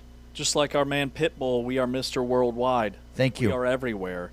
Hey, how much would you pay to watch Utah and BYU in person this weekend? A lot of money. A lot of money. All of the money in the world? He'd pay all of the money, as would I. Yeah. I'd probably sell those sweet kicks you got on today. Thank you. Via Poshmark. So there are 7 I didn't games. get these via Poshmark. That's where I'd sell them. Oh, got it. Okay, I thought you were insulting me. Well, you got a problem with Poshmark? No. I just have a problem buying used shoes. Oh, yeah. Okay. That's a whole different discussion. I have thoughts on that as well that are very different from the misses in my house. Interesting. Oh, yeah. Buying shoes left and right. Oof. Great for the kids, though. Oh, yeah, All right. Of course. If they're not going on my feet. Then we're team used shoes. As long as we're not wearing them, Yeah. I'm with you on that. Yep. All right, so you'd spend a lot. Utah and BYU. I mean, $1. What are you looking for here? No. I'm gathering my thoughts here. Got it. All right, Utah and BYU, as of Tuesday night, is the most expensive ticket resale value via SeatGeek in the nation. Wow. In the nation. For this week or overall? For this week. For Got this it. weekend slate. But look at what it's up against. Tennessee at Alabama. Ole Miss at Georgia. LSU at Vanderbilt. USC at Notre Dame. Wow. All of those games you can get into cheaper than the Holy War Utah and BYU, nearly $300 a ticket on average. The first time these two teams are hooking up as ranked teams since 2009. I don't think it's much of a stretch to say this is the holiest of holy wars, the biggest matchup in this rivalry. And there's been some big ones, but for both of these teams to be in a power conference, a power league, to be doing what they're doing, I would say without a doubt this is one of the bigs, if not the biggest ever. And this game, of course, last year was an instant classic. I mean, you had the Utah athletic director, Mark Harlan, taking the microphone in the press area to basically go after Big 12 officials, saying that the game was, quote-unquote, absolutely stolen from us. BYU players taunted Utah fans in the end zone, and then a fan was arrested for throwing a water bottle that hit a BYU cheer coach in the head. We talk about throwing pocket knives. How about the Utah fan that threw a water bottle that hit a BYU cheer coach in the head? So, yeah, this is a big-time matchup, big-time rivalry, and all of the feels given that Utah has just one loss in the season and BYU is undefeated. But what I thought was really interesting in the lead-up to this game was what Kyle Whittingham had to say about Bear Bachmeier and the quarterback situation. Here, take a listen. You know, I'm just going to focus on us this week, our guys, our coaches. So I'm not going to give much thought on the opponent this week. And so, really, you have to ask them, you know, what they think of Bear. I love it. I love it. Well, I don't really get it. I mean, it's this whole thing where in this rivalry, both teams essentially refuse to acknowledge the other. They won't say them by name. They'll say the team we're playing. They won't acknowledge any of their players. I mean, it is a deep-seated hatred between these two programs, and I'm here for it. And they play very similar styles of football, which I think magnifies. They recruit from the same area. They have a lot of kids transfer back and forth between the two schools. There's coaching history between Whittingham and Satake. Satake's coached at both. So man, and I I would love to know how it's sitting with the BYU fans that they are a home underdog in this game to a team that has a loss. They're undefeated. Spoiler alert, they're big mad about it, and I can see why. Yeah, so you think Whittingham's disinterest in discussing the opponent has more to do with the rivalry than it does anything else? Yes. Everything I think of with Whittingham is secrecy. So, he doesn't want to give an edge to BYU because anything he might say about their quarterback, I don't know, might help them on the field. I don't know. Maybe it is just the rivalry. But, yeah, to your point, Kyle Whittingham played at BYU. Satake coached under Whittingham at Utah. And then there's a ton of familiarity with the players. I mean, you've got a couple of guys that transferred from BYU to Utah and then a couple of impactful players in a big way that transferred from Utah to BYU, and Keanu Tanavasa, and maybe the guy that's had the bigger impact than Tanavasa, who has not had that big of a year this year, would be Carson Ryan, the tight end. And he's a baller. He's a big play waiting to happen. And even games in which he doesn't show up in the box score, he still makes a tremendous impact. He had the ceiling block that sprung Bear Bachmeier into the end zone in the Arizona game just a week ago, and he didn't catch a single pass. He's a phenomenal talent, highly recruited kid out of high school too, number one prospect in the state of Utah out of high school. These guys also, they all know each other from high school. That's also what makes this so special. Parker Kingston was a track superstar in high school in the state of Utah. He was not only on the football field, but also on the track against a lot of these guys that are playing for BYU. There's just so many layers of this rivalry. And I do think Kyle Whittingham, if you asked him about Jalen Daniels and they were playing Kansas, he wouldn't give you much. But he would at least give you a line or two. He will give a scouting report of the opponent, and they do this well, they do that well, they're really well coached, all the coach speak things, but he won't say a word about BYU. Here's what Kalani Satake said about his former boss, Kyle Whittingham. Yeah, in so many ways. I mean, I worked 10 years with him. Learned a lot from him and watched him grow in the industry and in his position. I watched him and saw the transition that he made from going to a coordinator to a head coach, and then how he handled going into the from the Mountain West to the Pac-12. And I had a front row seat to all of it. And so, there's a lot of things that he has helped me with as a coach in the profession, and I know that he's had a huge impact on our staff too, with a bunch of guys that are here coaching. So, I'll always have a lot of love and admiration for Kyle.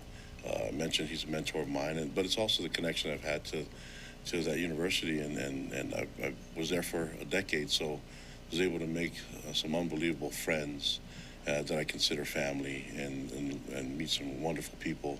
And so that's what makes it fun, and hopefully as we go through it and people can understand where I come from and why I have so much respect for them. And I think our fans here understand that.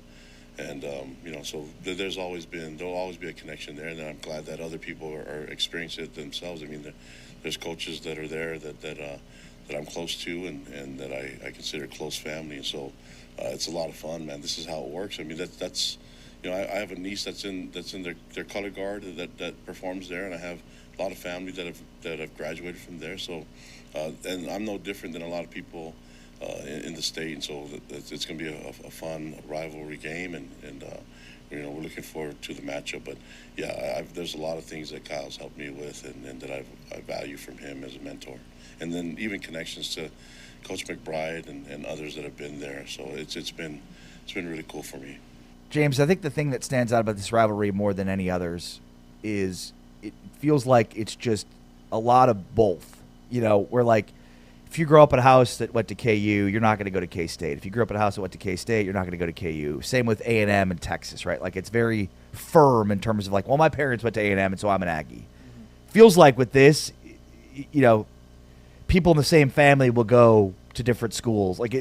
It feels a lot more, for lack of a better term, incestuous in that way. There's just a lot of mixing between, which means more than anything, it creates a much more combustible rivalry because you've got families infighting over it. And Again, we talk a lot about how disparate this conference can be in most of the other conferences where Indiana beats Oregon in a huge game, and it's one of the lower games in terms of watch, in terms of ratings on the schedule last week. It's a huge game, and it's like, but does it really matter to Indiana or Oregon fans? There's not just much of a connection between those two programs. Obviously, this is one of those where it's a deep-seated connection. It definitely is when it comes to the coaching staffs and the players, and I'm sure the fans. It is a true house divided in the state of Utah. And the rivalry, it's a top 5 rivalry in college football, not just in the Big 12. I'm talking nationally, especially now in this conference realignment world. To have these two bitter rivals finally in the same league, I think takes the rivalries, some that have been lost in the college football conference realignment reshuffling.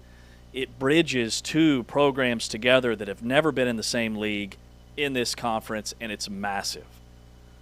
And then the way that these teams play on the field, like you can take the coaching and the rivalry and the passion and how dedicated both fan bases are and a little bit crazy in the best way. You can set all that aside and then just look at these two teams, and they play a very similar brand of football. One thing about BYU, I think both offenses are better than people think. BYU is scoring a lot of points. People chalk that up to field position and turnover margin and lack of penalties, all those things. But their quality drive rate is 3rd nationally. That's percentage of drives that at least get to your opponent's 40-yard line. Their percentage of available yards gained to the opponent 20. Basically, how strong are you offensively from wherever you take over on each drive to the opponent's 20-yard line to get to the red zone? They're 16th nationally. So what they do in the red zone is going to have a huge impact on this football game because BYU has shown that they can get into scoring position. So I think special teams is going to be key. The red zone is going to be key. I think a 4th down stop or conversion is going to be massive in this game, just like it was last year. I mean, it went right down to the wire where you had a walk-off, essentially a walk-off field goal in that football game, and I'll be shocked if it plays out any other way. This feels like a 3 or less type game with how even these teams are. All right, here's what Kalani Sitake had to say about the connection between these two universities. I think that's part of the strategy, and seeing what you can do in terms of scheme is what they know and what we know, and then what they don't know and what we don't know, and see what happens, and hopefully nobody else can know anything about it. We just got to find a way to honestly, we have our skill set and the strengths that we have on our team, and we want to utilize that and focus on what we can accomplish, but at the same time, we know what they're good at too, and so that's the battle. That's the chess part of the game, and I'm looking forward to it. It's going to be a lot of fun. All right, well, plenty more to say on this game on tomorrow's show to get you ready for the biggest BYU-Utah game to date in this historic rivalry, including our buddy Spencer Linton from BYU Television joins us in tomorrow's show as well to help us break down that game. Lige Douzable is coming up in the next hour on the show as we go inside the trenches. But on the way next, it's muffin time. This is Big 12 Radio. Big 12 Today, heard on TuneIn and watched on Big 12 Studios.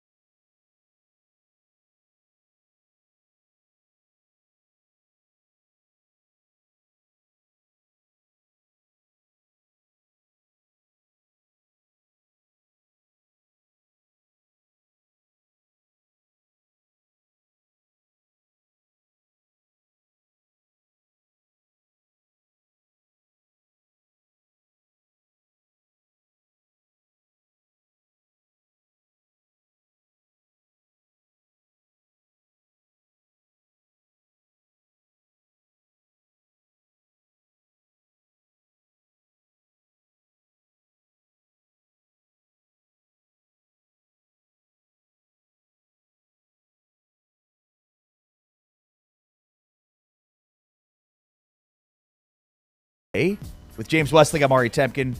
Great to have you with us today and every day, and you're home for the Big 12 Conference. Tune in, and Big 12 Studios, which you can watch as a part of YouTube, Amazon Prime Video, Roku, Tubi, Samsung TV Plus. Just search Big 12 Studios, and you'll probably find us there.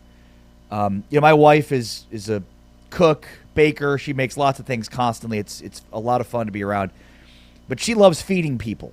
It's like her favorite thing to do. Me, I'd like to just hoard all the food and eat it myself. I'm very selfish. Full stop.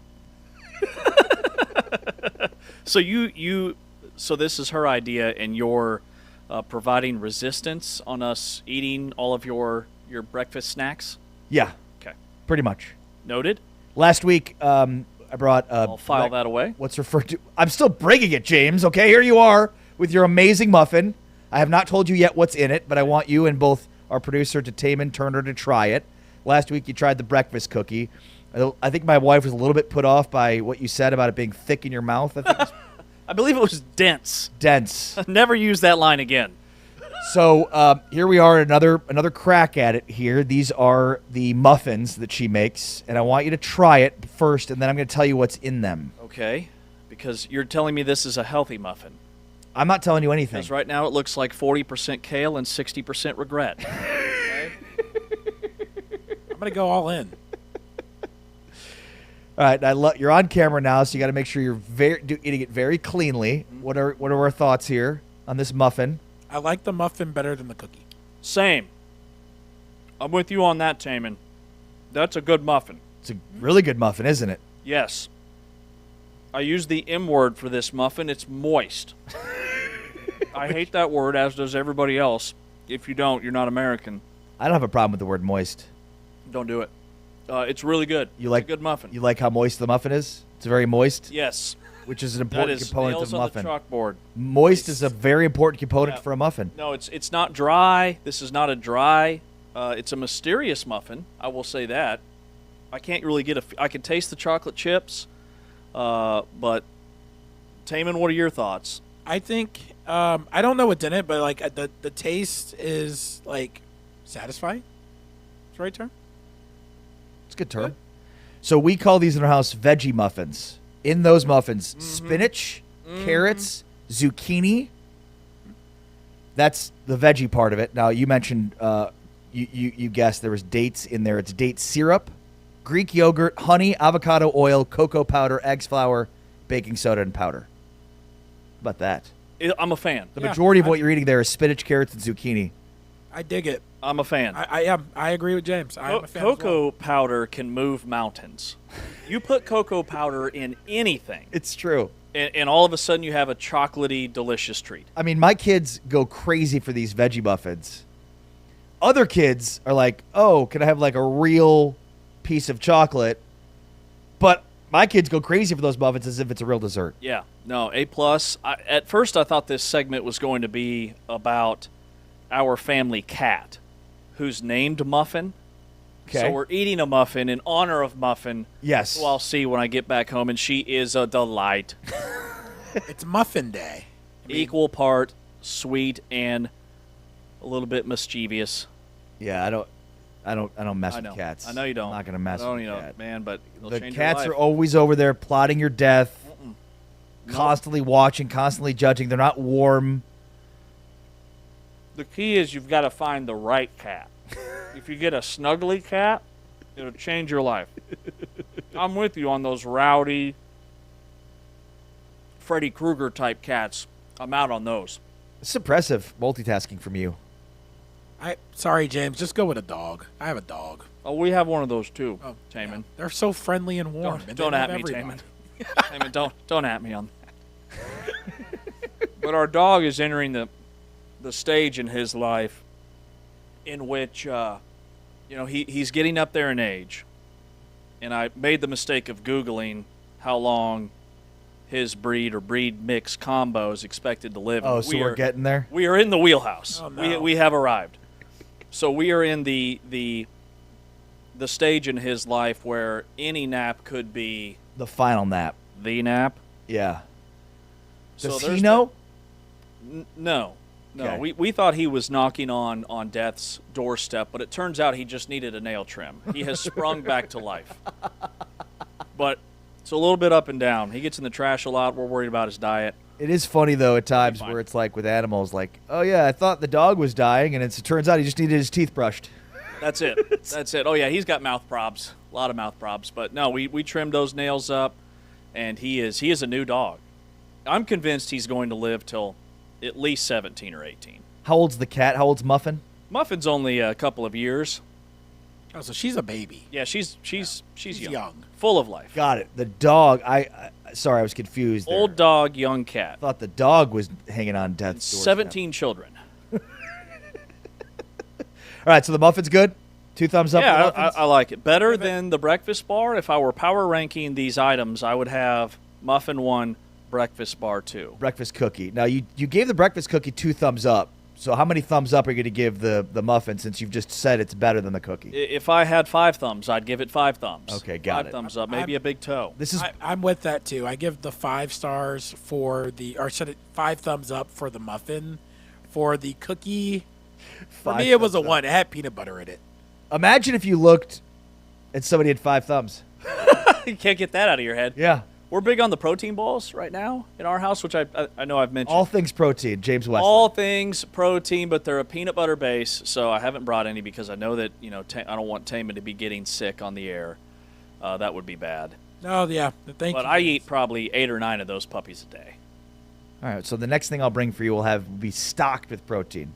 It'll have so much protein in it you want to know what to do with yourself. This is delicious. It is filling. It is it has a great I wouldn't call it a dense feel base to it. It's light. It's light, but also filling at the same time.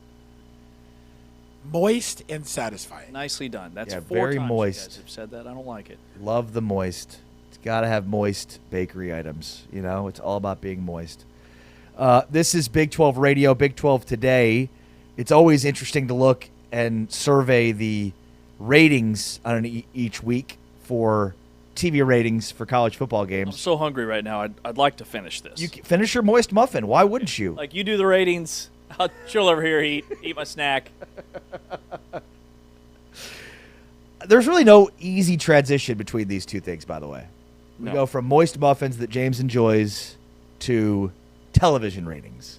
Week 7 ratings checks. All equally important. Yeah, and it feels like, I don't know.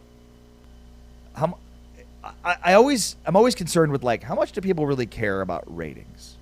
So I always have to add the caveat of, like, this is important to know because it helps shape the future trajectory for television ratings across the conference. And as we talked with Brett Yormark last week, a week ago today, our first show in this brand new studio, it's one of the things he brought up, that, like, this is all gearing towards being a TV free agent in 2030. And so right now is where the narrative is being painted. I'd say the headline from Week 7 TV ratings is how low the Indiana-Oregon game was rated relative to the other games. So Oklahoma-Texas was at 9 million viewers, 8.7. Alabama-Missouri on ABC had 7 million viewers. Georgia-Auburn, 6.7 million viewers on ABC. Indiana-Oregon hit 5.6 on CBS. Ohio State, Illinois, Fox, 5.3 billion, and Michigan, USC on NBC hit 4.3 million viewers. Ultimately, for the Big 12, most of the games were over 1 million, close to 2. If I have those numbers in front of me, correct? Yeah, I mean, think about that Indiana-Oregon game. You had 2 undefeated teams. You have 2 Heisman contenders. You have a game that actually lives up to the hype. Constant action, competitive score to the very end. So why did it finish where it finished? Because, to your point, old habits die hard. People want to watch rivalry games. They want to watch games where they have a history and a pedigree, and they remember when they were this years old when they first watched this game. This game had the feel of a high-profile non-conference matchup, and those don't move the needle, like Oklahoma, Texas, or Alabama playing whoever, or Georgia, Auburn, or Michigan USC with their pedigree. Even though that's a relatively new matchup, they have a lot of history. So Indiana's the new kid on the block this year when it comes to, I would say being a legit contender without the big name and the brand and everything else. And bottom line is people just aren't in on that yet.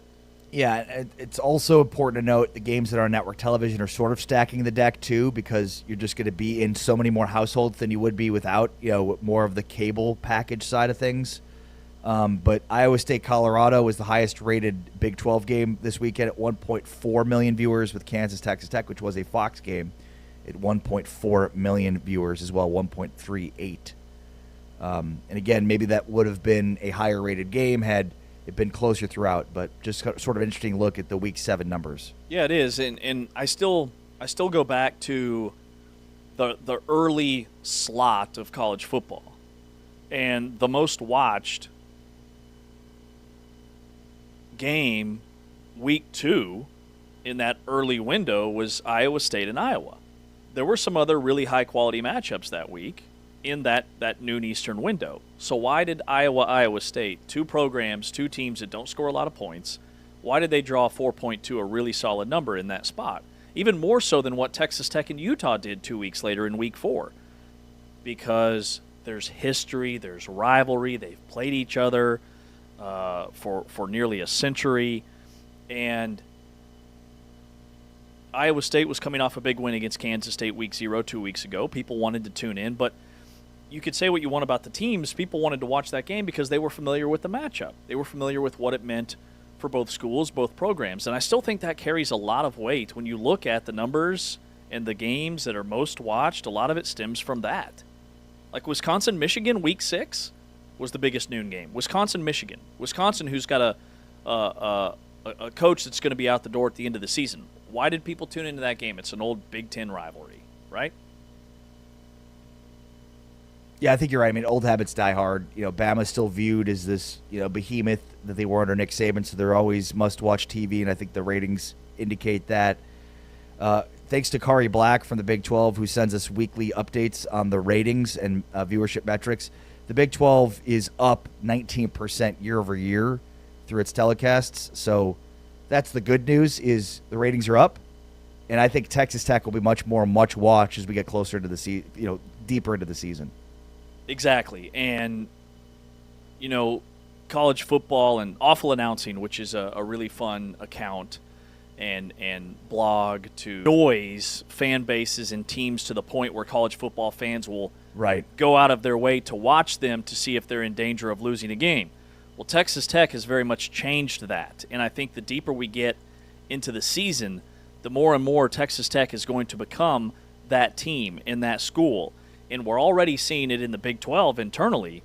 But what about 4 weeks from now when Texas Tech, let's say hypothetically they're 9-0 or 10-0, they've cracked the top 5, and it's coming down to seeding and positioning, and do more Ohio State or Indiana or Oregon or whoever fans tune in to watch Texas Tech to see if they're in danger of losing a football game. I think that is the way we're trending. And from a numbers, viewership standpoint, that's really good for the league. James Westling, Ari Tepkin, this is Big 12 Radio. On the way next, Lige Douzable. He's our guest as we go in the trenches and preview some of the games Week 8, plus recap Week 7 with Lige Douzable next. This is Big 12 Radio. It's Big 12 Today, heard on TuneIn and watched on Big 12 Studios.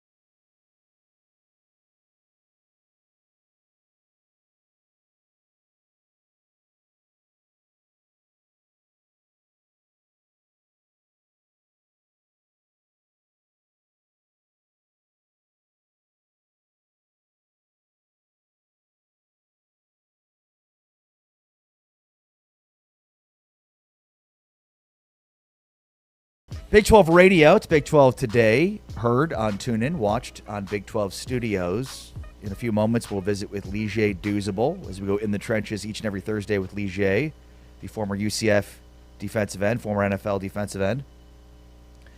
But worth revisiting a conversation we had earlier in the show.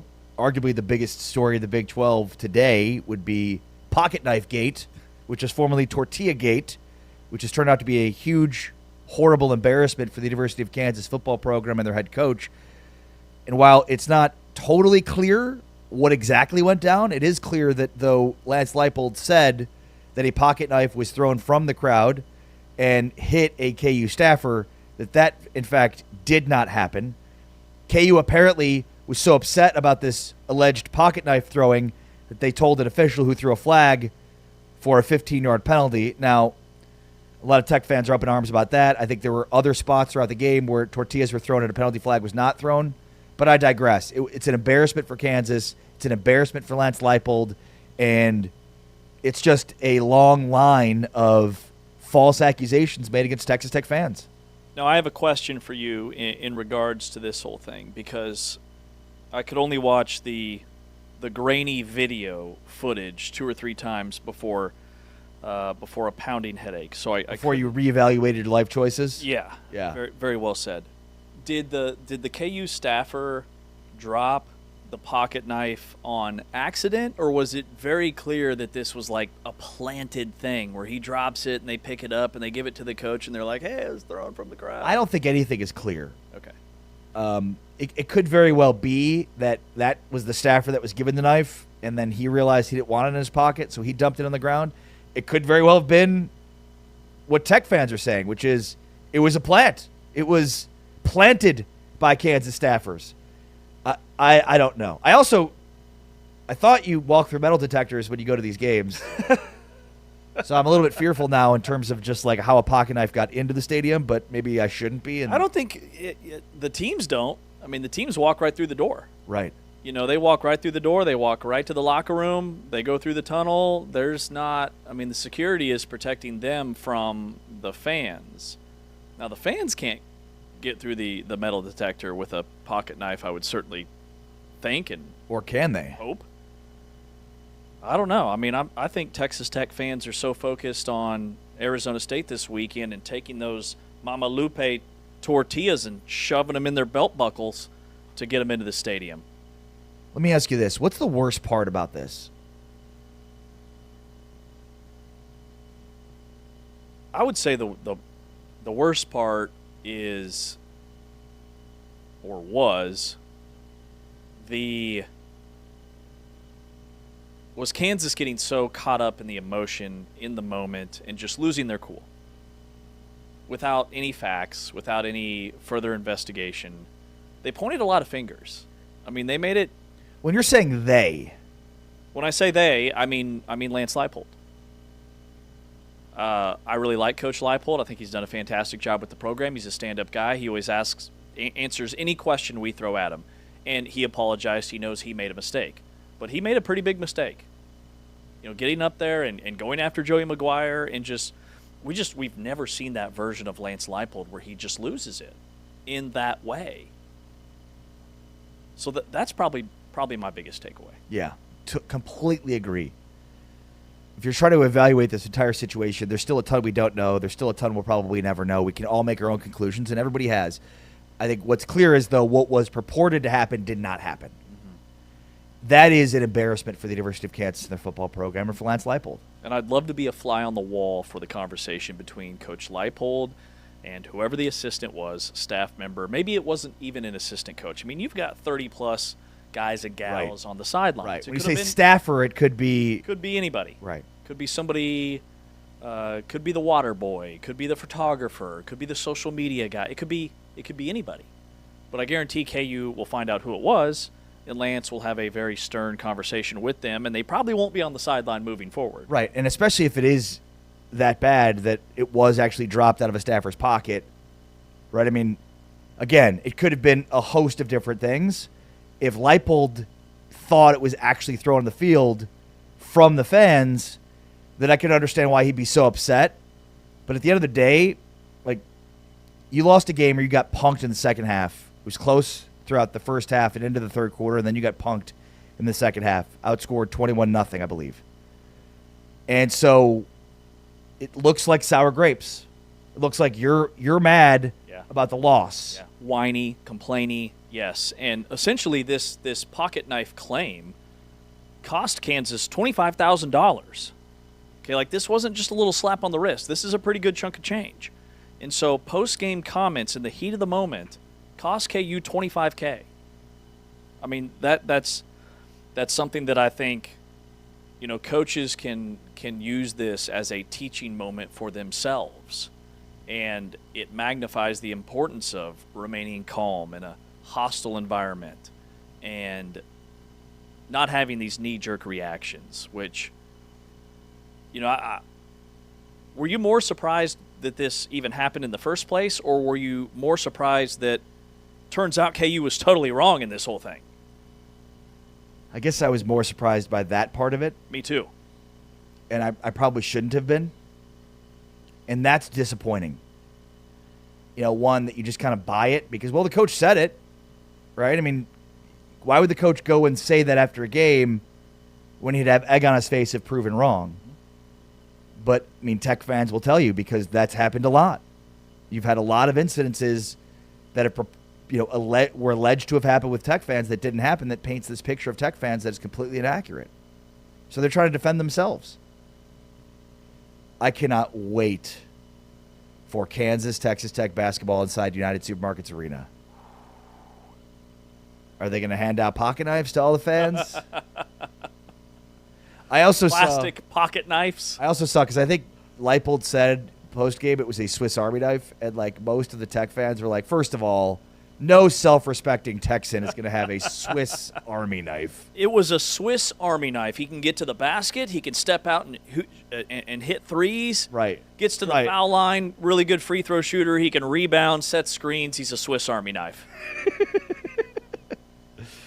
All right. Do we have Ligier? No, we're not going in the trenches today, apparently. You going to text Ligier? I'm going to text him. Yep. Texting him right now. But yeah, James, to your point, the way this has ended now between Texas Tech and Kansas is both were fined $25,000.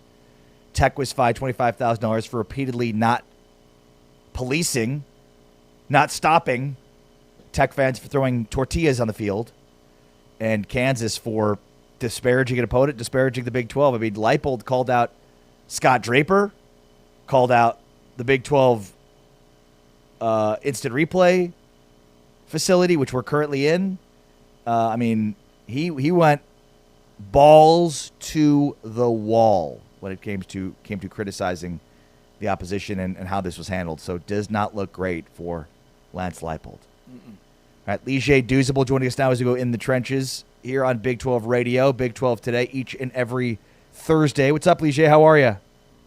Ari, James, how you guys doing? Doing great, thank you. Appreciate your time as always. All right, so we like to focus with you on trench warfare here. So, yeah. There were some explosive rushing attacks week 7, and I think as much as we've talked about this being a league of quarterback play, Ligier, this week to me was about running backs and what BYU did and what Texas Tech did. Yeah, Cameron Dickey, L.J. Martin played out of their minds. And I know we'll probably preview the Holy War later because literally that game is literally going to come down to trench play. Yeah. Because both of those teams are kind of like the Spider-Man meme looking back at each other. They both want to be physical and run the football and play physical defense. But that's the thing about Texas Tech. Everybody talks about how explosive they are on the edge when it comes to those receivers. And no matter what quarterback is starting, they showed you this last week with Cameron Dickey. They can really get physical in those trenches. You already know the infinity I have for them on the other side of the ball in their front seven. I don't think they get talked about enough with David Bailey, Romello Height, obviously Lee Hunter as well, and those linebackers, Rodriguez. Those dudes are some guys. And for me, they're not just Big 12 championship contenders because of that front seven. They're national championship contenders because of what they do in that front seven on defense. Ligier, let's do it. Let's preview the Holy War, BYU and Utah. Who has the edge in the trenches, line of scrimmage, both sides of the ball? You would have to lean probably Utah just because of their two offensive tackles. And then on the defensive side, right, John Henry Daly, obviously Logan Fano. They're going to have big games against L.J. Martin. Ari just talked about it.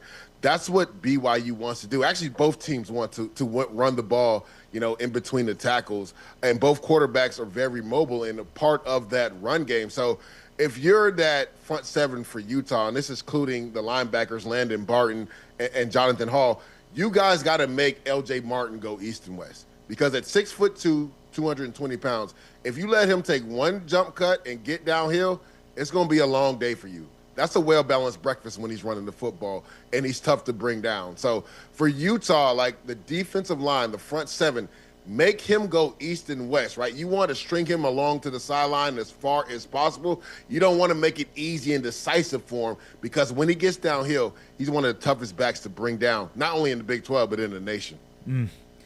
Yeah, and what stands out to you about Utah's front on offense and BYU's front on offense? Which one's better? Which one would you rather have? I would probably go Utah's. Again, I think those two offensive tackles, and again, they had a tough day versus Texas Tech, but so has everybody. Right. And we were just talking about that. But I think the experience from those guys, and then obviously you got one tackle that's going to probably go top 10, right? So I would lean to them because of the experience. And then also just when you talk about the experience of the quarterbacks, right? Devin Dampier's done it for a long time. Bear Bachmeier as a freshman, maybe he's a better thrower. But even him, he's so highly involved in the run game as well. Both of these quarterbacks get involved in the zone read game and the quarterback power game. So I would lean Utah's offensive line because of the offensive tackles.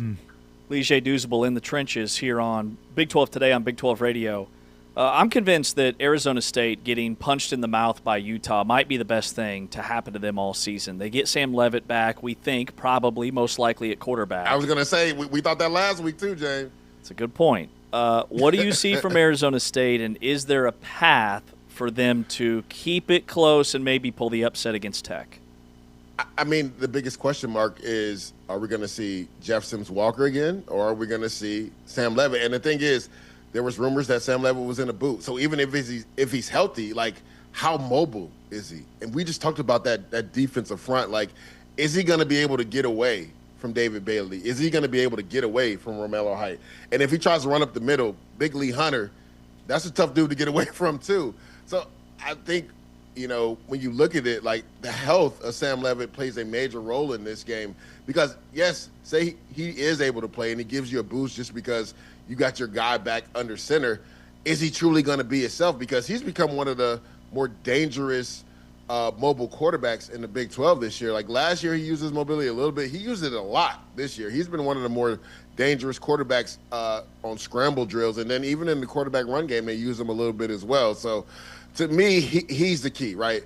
First and foremost, if he's able to go, what's his health like? Because he's going to have to, for them to pull this upset off, James Ari, he's going to have to make some plays with his legs. Like he's going to have to make some of those plays like he did versus Baylor with his mobility for them to have a chance in this game. Watching Texas Tech and Kansas, I mean, David Bailey is an absolute monster. Romello Height is too, but, I mean, there were multiple plays. If you were just watching one-on-one, I mean, he bull rushed Kelvin Clements, their left tackle. I mean, he basically did everything. As somebody that played the position, like, what do you see in watching David Bailey? And I'm so glad you brought that up because I think Clemens is out, right, this game. That's their best offensive lineman. So that's another issue. Like, who in the interior of that offensive line, like, it's going to be tough sledding against Lee Hunter and those guys on the edge. So, like, when you look at it, I guarantee Texas Tech is looking at where can we have favorable matchups, right? How can we set it up to make sure we get our guys in one-on-one scenarios, whether Lee Hunter's going to get double teamed, whether it's pass or run, just because you have to. But how can we get David Bailey a one-on-one? And if the back does go to his side and he does get chipped, a lot of times he still wins that in that facet as well. That means Romello Height's on the opposite side. And with his length and athletic ability, he has to be able to win on one-on-one. And that's something that I always watch and went over with my D-line coach. Like, how do I get the favorable matchup here? That way I can really be effective for our defense and help us get off the field on third down. Lige, in league games only, against Big 12 competition, Jacob Rodriguez, the Tech linebacker, leads the league in interceptions and tackles. David Bailey leads the league in tackles for loss and sacks. One of those two guys, your pick right now for Big 12 Defensive Player of the Year. If you had to cast a vote and a ballot today, who would be your guy? This would probably be controversial, but I would go with Rodriguez. I just think he's played out of his mind. And that's tough coming from a defensive lineman because I always want to give my D lineman love, right? I would love to give David Bailey that award, but I think he's the glue to that Texas Tech Red Raiders defense. What Rodriguez has done, his ability not only in the run game, but you talked about it, James, I believe leads the conference in interceptions from the linebacking position. That shows you how instinctual of a player he is, understanding how to take away some of those passing lanes from quarterbacks in zone coverage, right? How to get in between the receiver and the quarterback, knowing where the football is going. And it obviously helps you, right? When you have the D-line in front of you that you have, you know that ball's coming out hot. So in your responsibility in zone coverage, you maybe could cheat a little bit more because you know if that quarterback decides to pump, fake, or hitch, he's most likely getting hit. But I love what Rodriguez has done and, again, what he's meant to that defense this year. Ligier, appreciate your time as always, buddy. Thank you. Thank you guys for having me on again. You're the best. Ligier Douzable, Inside the Trenches with Ligier each and every Thursday. You're back to calling a game with him this weekend? Yeah, right here in the Dallas area. We've got UTSA and North Texas. And UTSA is coached by Jeff Traylor, who was a hot coaching commodity 3 or 4 years ago. He was up for the Texas Tech job. He actually turned it down. He's been up for several other Power 4, what was Power 5 then, jobs. Don't sleep on him in the Oklahoma State job. I think that's a job that number one, I think he would be interested in, and also just kind of what he's been able to do with not as many resources as other teams in the American at UTSA would be an intriguing fit. Well said. That's it. Yeah, don't disagree with you at all. And the fact that he continues to win despite losing very highly talented players every year through the portal should stand out more than anything. Yeah, there's like 7 guys from his team that are starting for Big 12 teams this season and having a major impact. And then Eric Morris is the coach at North Texas. He's on all the short lists for Oklahoma State. That's James Westling. I'm Ari Tepkin. This is Big 12 Radio. You are not going to want to miss our conversation with Chris Kleiman, where he talked about maybe how the trip to Ireland has impacted this team this season. Also mentioned improvements in the offensive line, how much better they're blocking now. And the Avery Johnson situation, how improved is Avery this year. We get into all that with Chris Kleiman, the head coach at Kansas State, next. This is Big 12 Radio. This is the Big 12 Conference. This is a different league.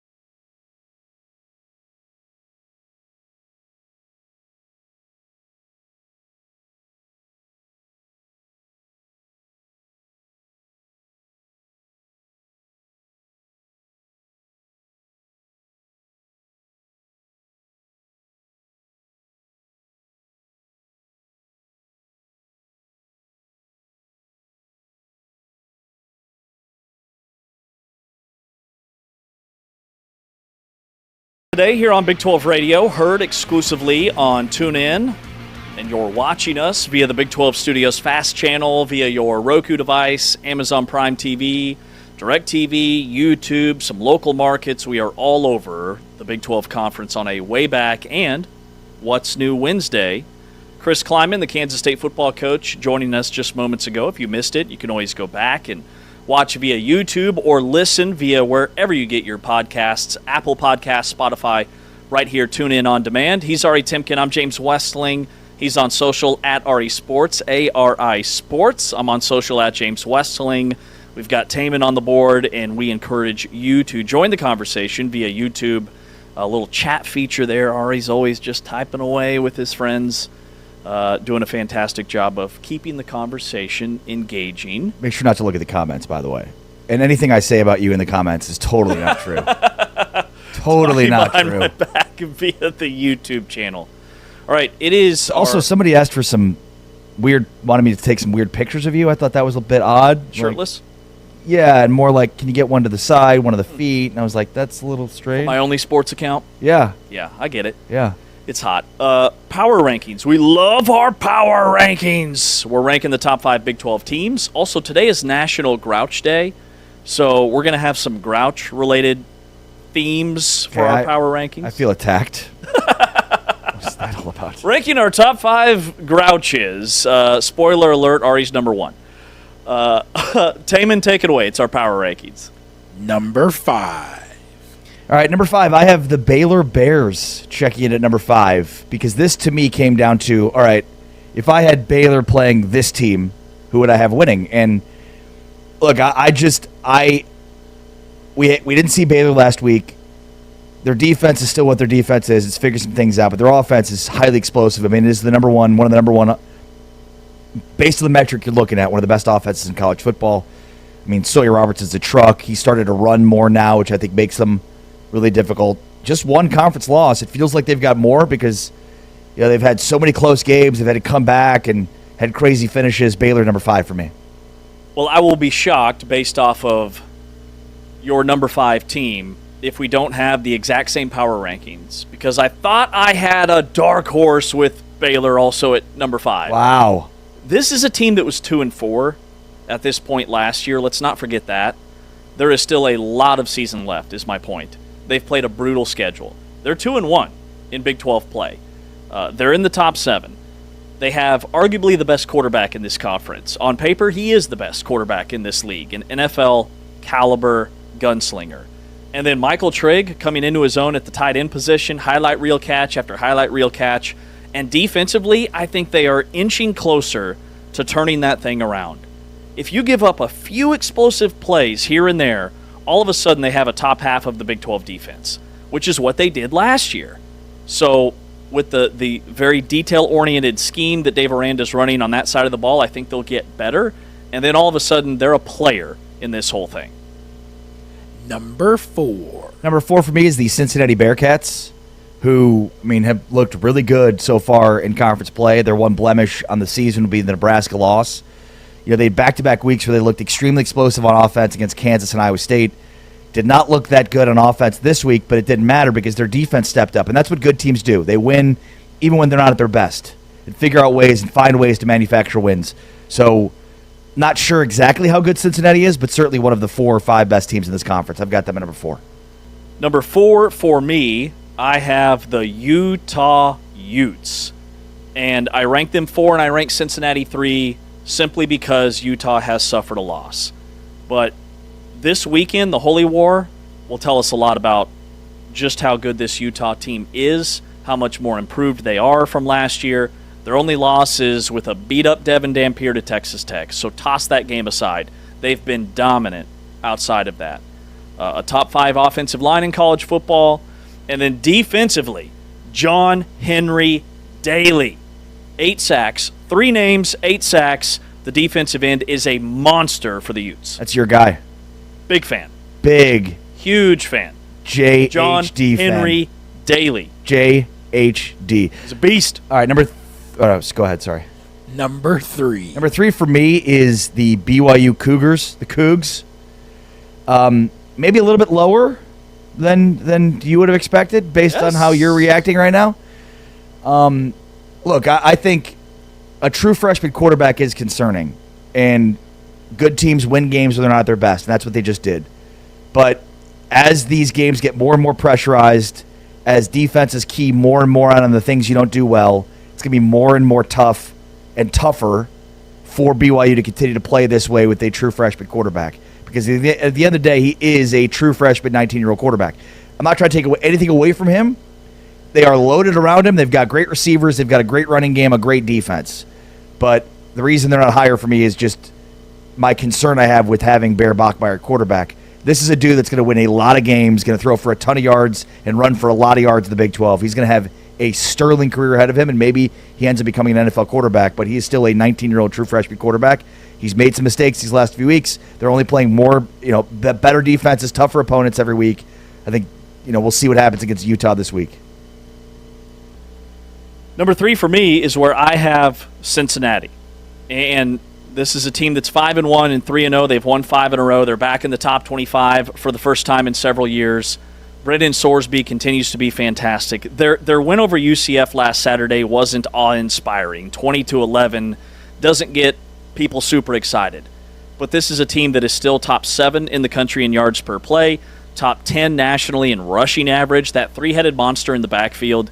Defensively, they are giving up a lot of yards. That's a little bit of a concern. But most of those yards have been in garbage time when they've built these massive leads. They were up 20-3 against UCF.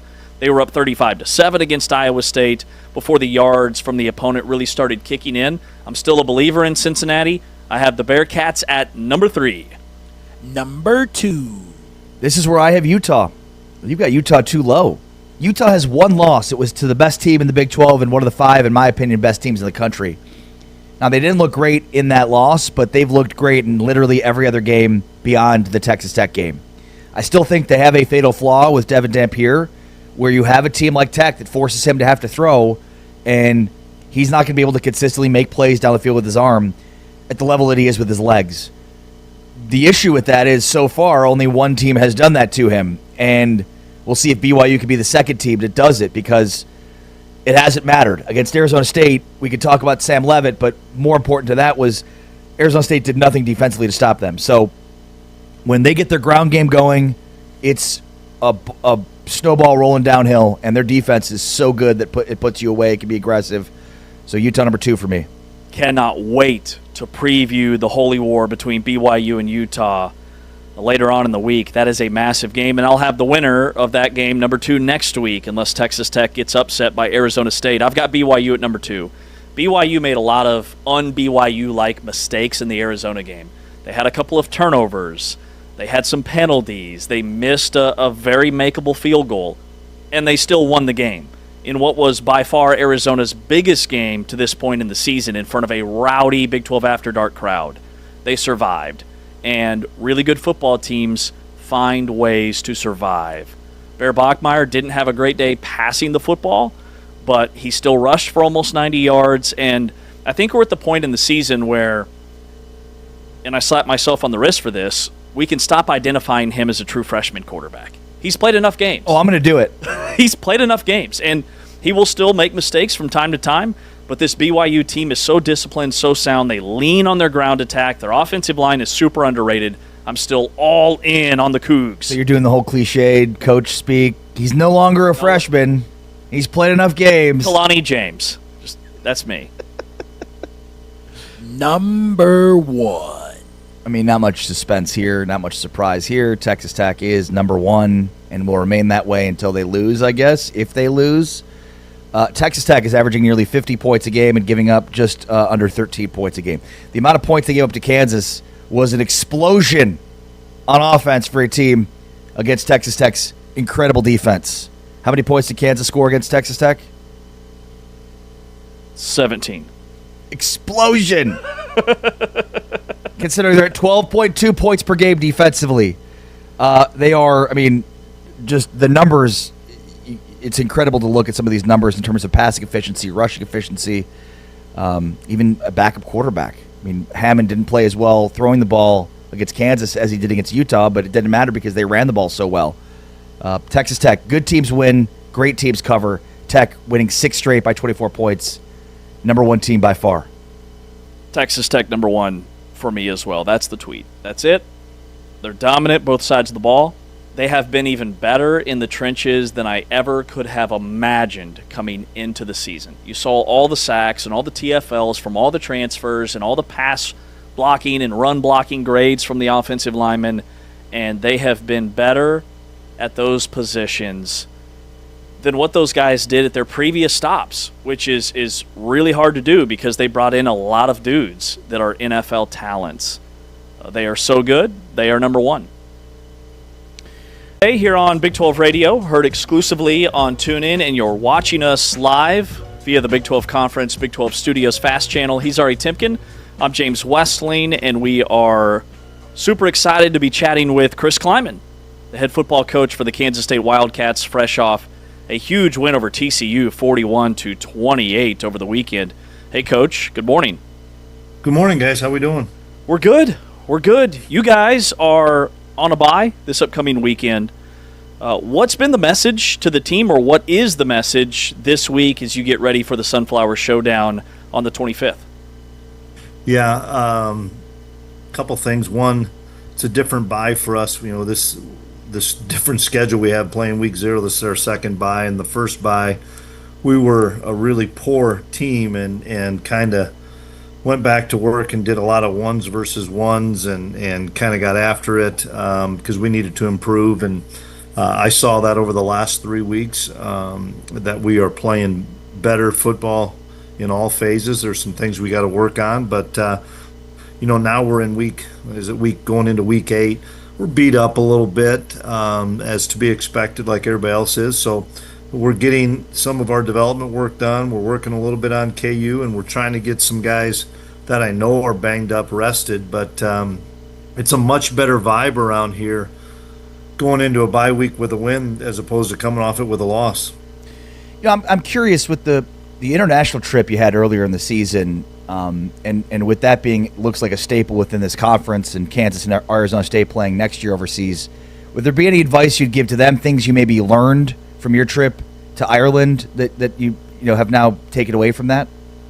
Yeah, there's a lot of different things. I know that TCU's going next year because Sonny asked me about it before the game, and there's a lot of different angles to that. You're just not going to be able to replicate what the travel's going to do to your guys. You can talk about it, you can have a plan in place, all these things. It's going to be different for every kid because we had some kids that probably slept the whole way home, and we had some kids that were up on that plane the whole time. So it's always going to be difficult, I believe, to come out of that fresh. And when does that get you? And for us, I don't think the fatigue physically got us more than the fatigue mentally got us. And there's just 2 schools of thought on that of take a bye week the next week after you get done playing, or just keep right rolling with your season.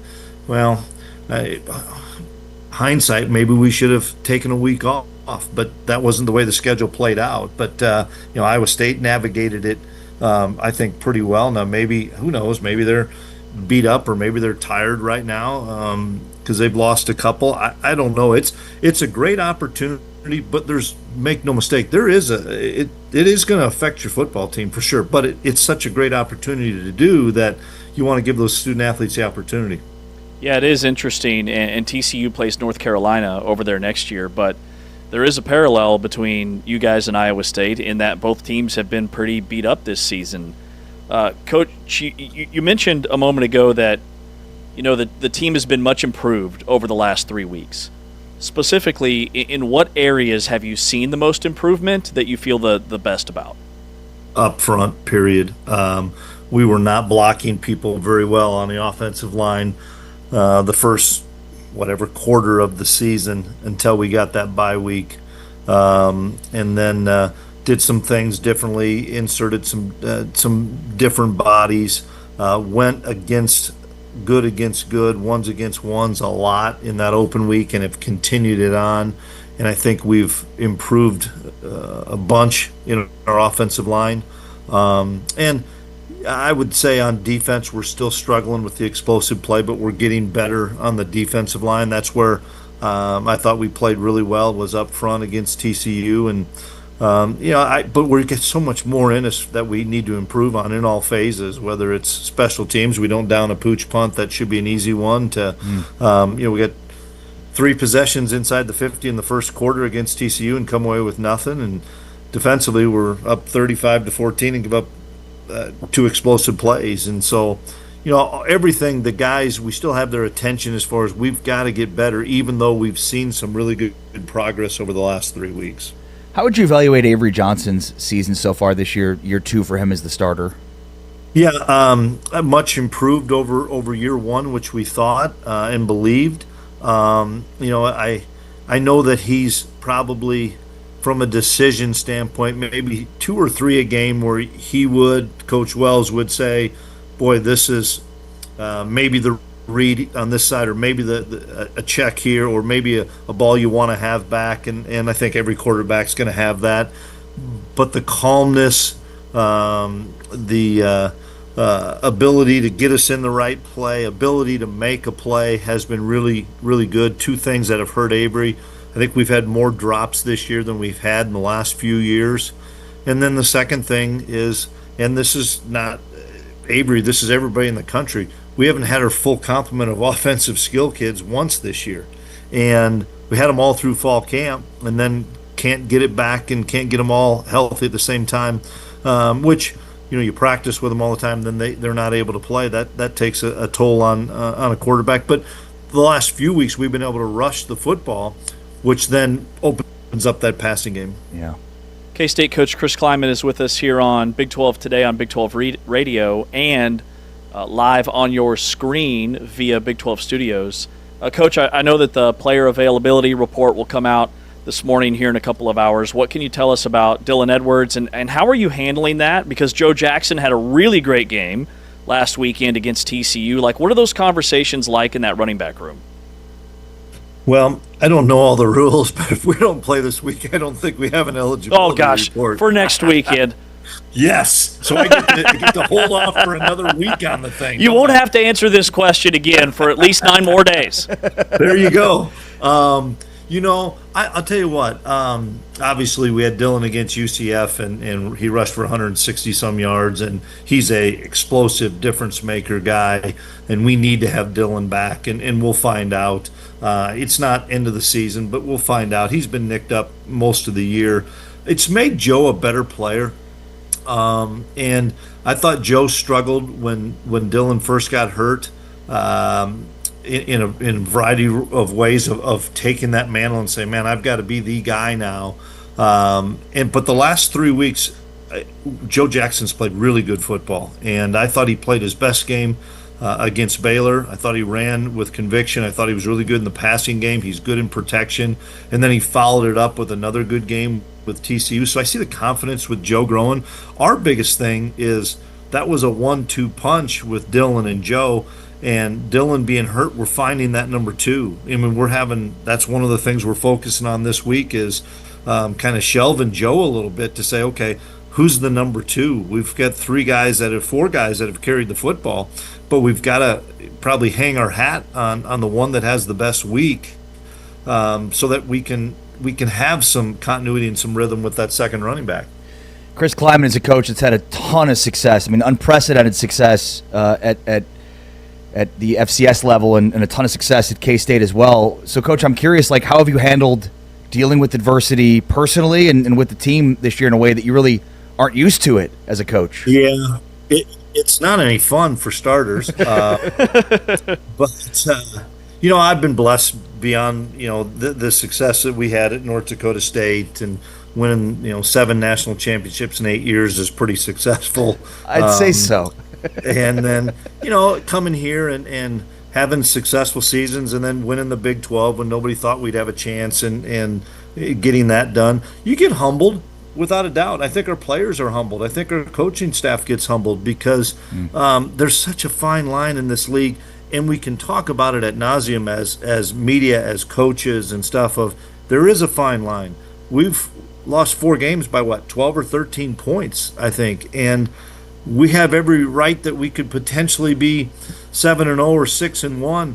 But I tell the guys this: we didn't earn any of those victories. The 4 games we lost, we didn't deserve. We didn't earn that victory, and that's what you have to do every week. And I thought we earned a victory last week against TCU. I thought for 60 minutes we were the better football team, but that doesn't mean you're always going to win. I could have told you for 60 minutes I thought we were a better football team than Baylor, but they earned the win. We didn't make plays and finish the game, and I think that's humbling. I think it's tells the kids that, as well as all of us, that if you don't have your A game every week in this league, and we know it in the Big 12, you're going to get beat, and you better be able to finish. You can't be up 2 scores and lose a game, and we've done that a handful of times this year. And it's not any fun, but in the same respect, this is more than just football. I got to teach these guys life too. And if the adversity of us losing a football game is going to be the worst thing that happens to these kids, they're going to have a pretty dang good life.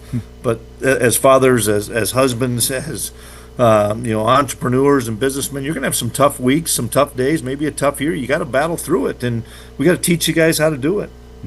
Well, I think it says a lot about you and your coaching staff, the way you guys played against TCU. Like, there are a lot of programs and a lot of staffs that would have lost their football team after the way you guys lost to Baylor, and you bounce back with your most impressive performance of the season. So with that said, what does the rest of the season look like from a goals standpoint internally?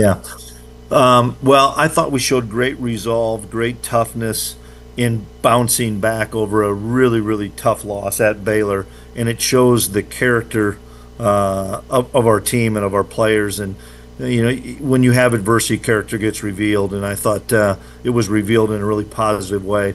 But when we got to UCF, and we were really not playing very good football, we talked about having a number of 1-week seasons left, and if you're a senior, this is all you may have. You may get a shot at the NFL, but for us, let's just have a bunch of really good 1-week seasons. And we've been able to do that 3 weeks with good practices, good preparation. Doesn't mean you're going to win. It doesn't guarantee it. But that's kind of how we've gone into it the last 3 weeks, and we're going to continue to go into it. We're in a 1-week season of this bye week, and that's different for Avery Johnson than it's different for the scout team quarterback. How can we improve if I'm the scout team quarterback? How can I get better with my body, get recovered, learn a little bit about KU if I'm Avery? Let's attack and win this week, and then let's go on to the next 1-week season. That's the only way we can do it, and we all know it could be crazy still in the Big 12, so let's just control what we can control. Yeah, coming out of the bye, you have Kansas, the Sunflower Showdown. I'm sure it's a game that Dylan Edwards would love to play, and being from the state. 16 straight. Coach, James is a K-State grad. I'm a KU grad. Is it a rivalry still? I mean, does it mean a ton to the players, especially the ones that aren't from Kansas? But 16 straight is 16 straight, Coach. It's 1 week, and that's all it is. And it is absolutely a great rivalry. And I've got so much respect for Coach Leipold. Everybody knows Lance and I are friends. We communicate a lot, and he's done phenomenal things with that program. I'm a big fan of Jalen Daniels. I think that kid's a stud. I mean, I've watched him. We've competed against him for a number of years, and I think he is as good a quarterback as we have in our league, and there's a bunch of really good quarterbacks. But it's an absolute rivalry for our players from the state of Kansas, just like they have players from the state of Kansas. Because of our locker room being pretty tight, I could be from Nebraska, I could be from Georgia, I could be from Colorado. You get around the Kansas kids, you know how important this is. I know how important it is for our former players and our alumni, and I know how important it is from a recruiting standpoint, all those things. But you don't talk about what was the past, and you sure as heck don't talk about what the future is. We're going to play in the present, and that's, I think, a really good KU team that I did a great job at UCF in finding a way to win that game. That was a team win. Texas Tech's really good. We all know that. So they get an open week. We get an open week. And I think it'll be a really good football game. Yeah. Major bragging rights on the line right here at Big 12 Studios. Coach, thank you so much for your time. We appreciate it all, as always. Great to catch up with you. And EMA, go Cats. Appreciate it. Thanks, guys. Take care, Chris. See you, Coach. Thank you. K-State football coach Chris Kleiman here on Big 12 today on Big 12 Radio. You're watching us via Big 12 Studios, and coming up next, it is our power rankings. Top 5 Big 12 teams plus something fun. He's Ari, I'm James. This is Big 12 Radio.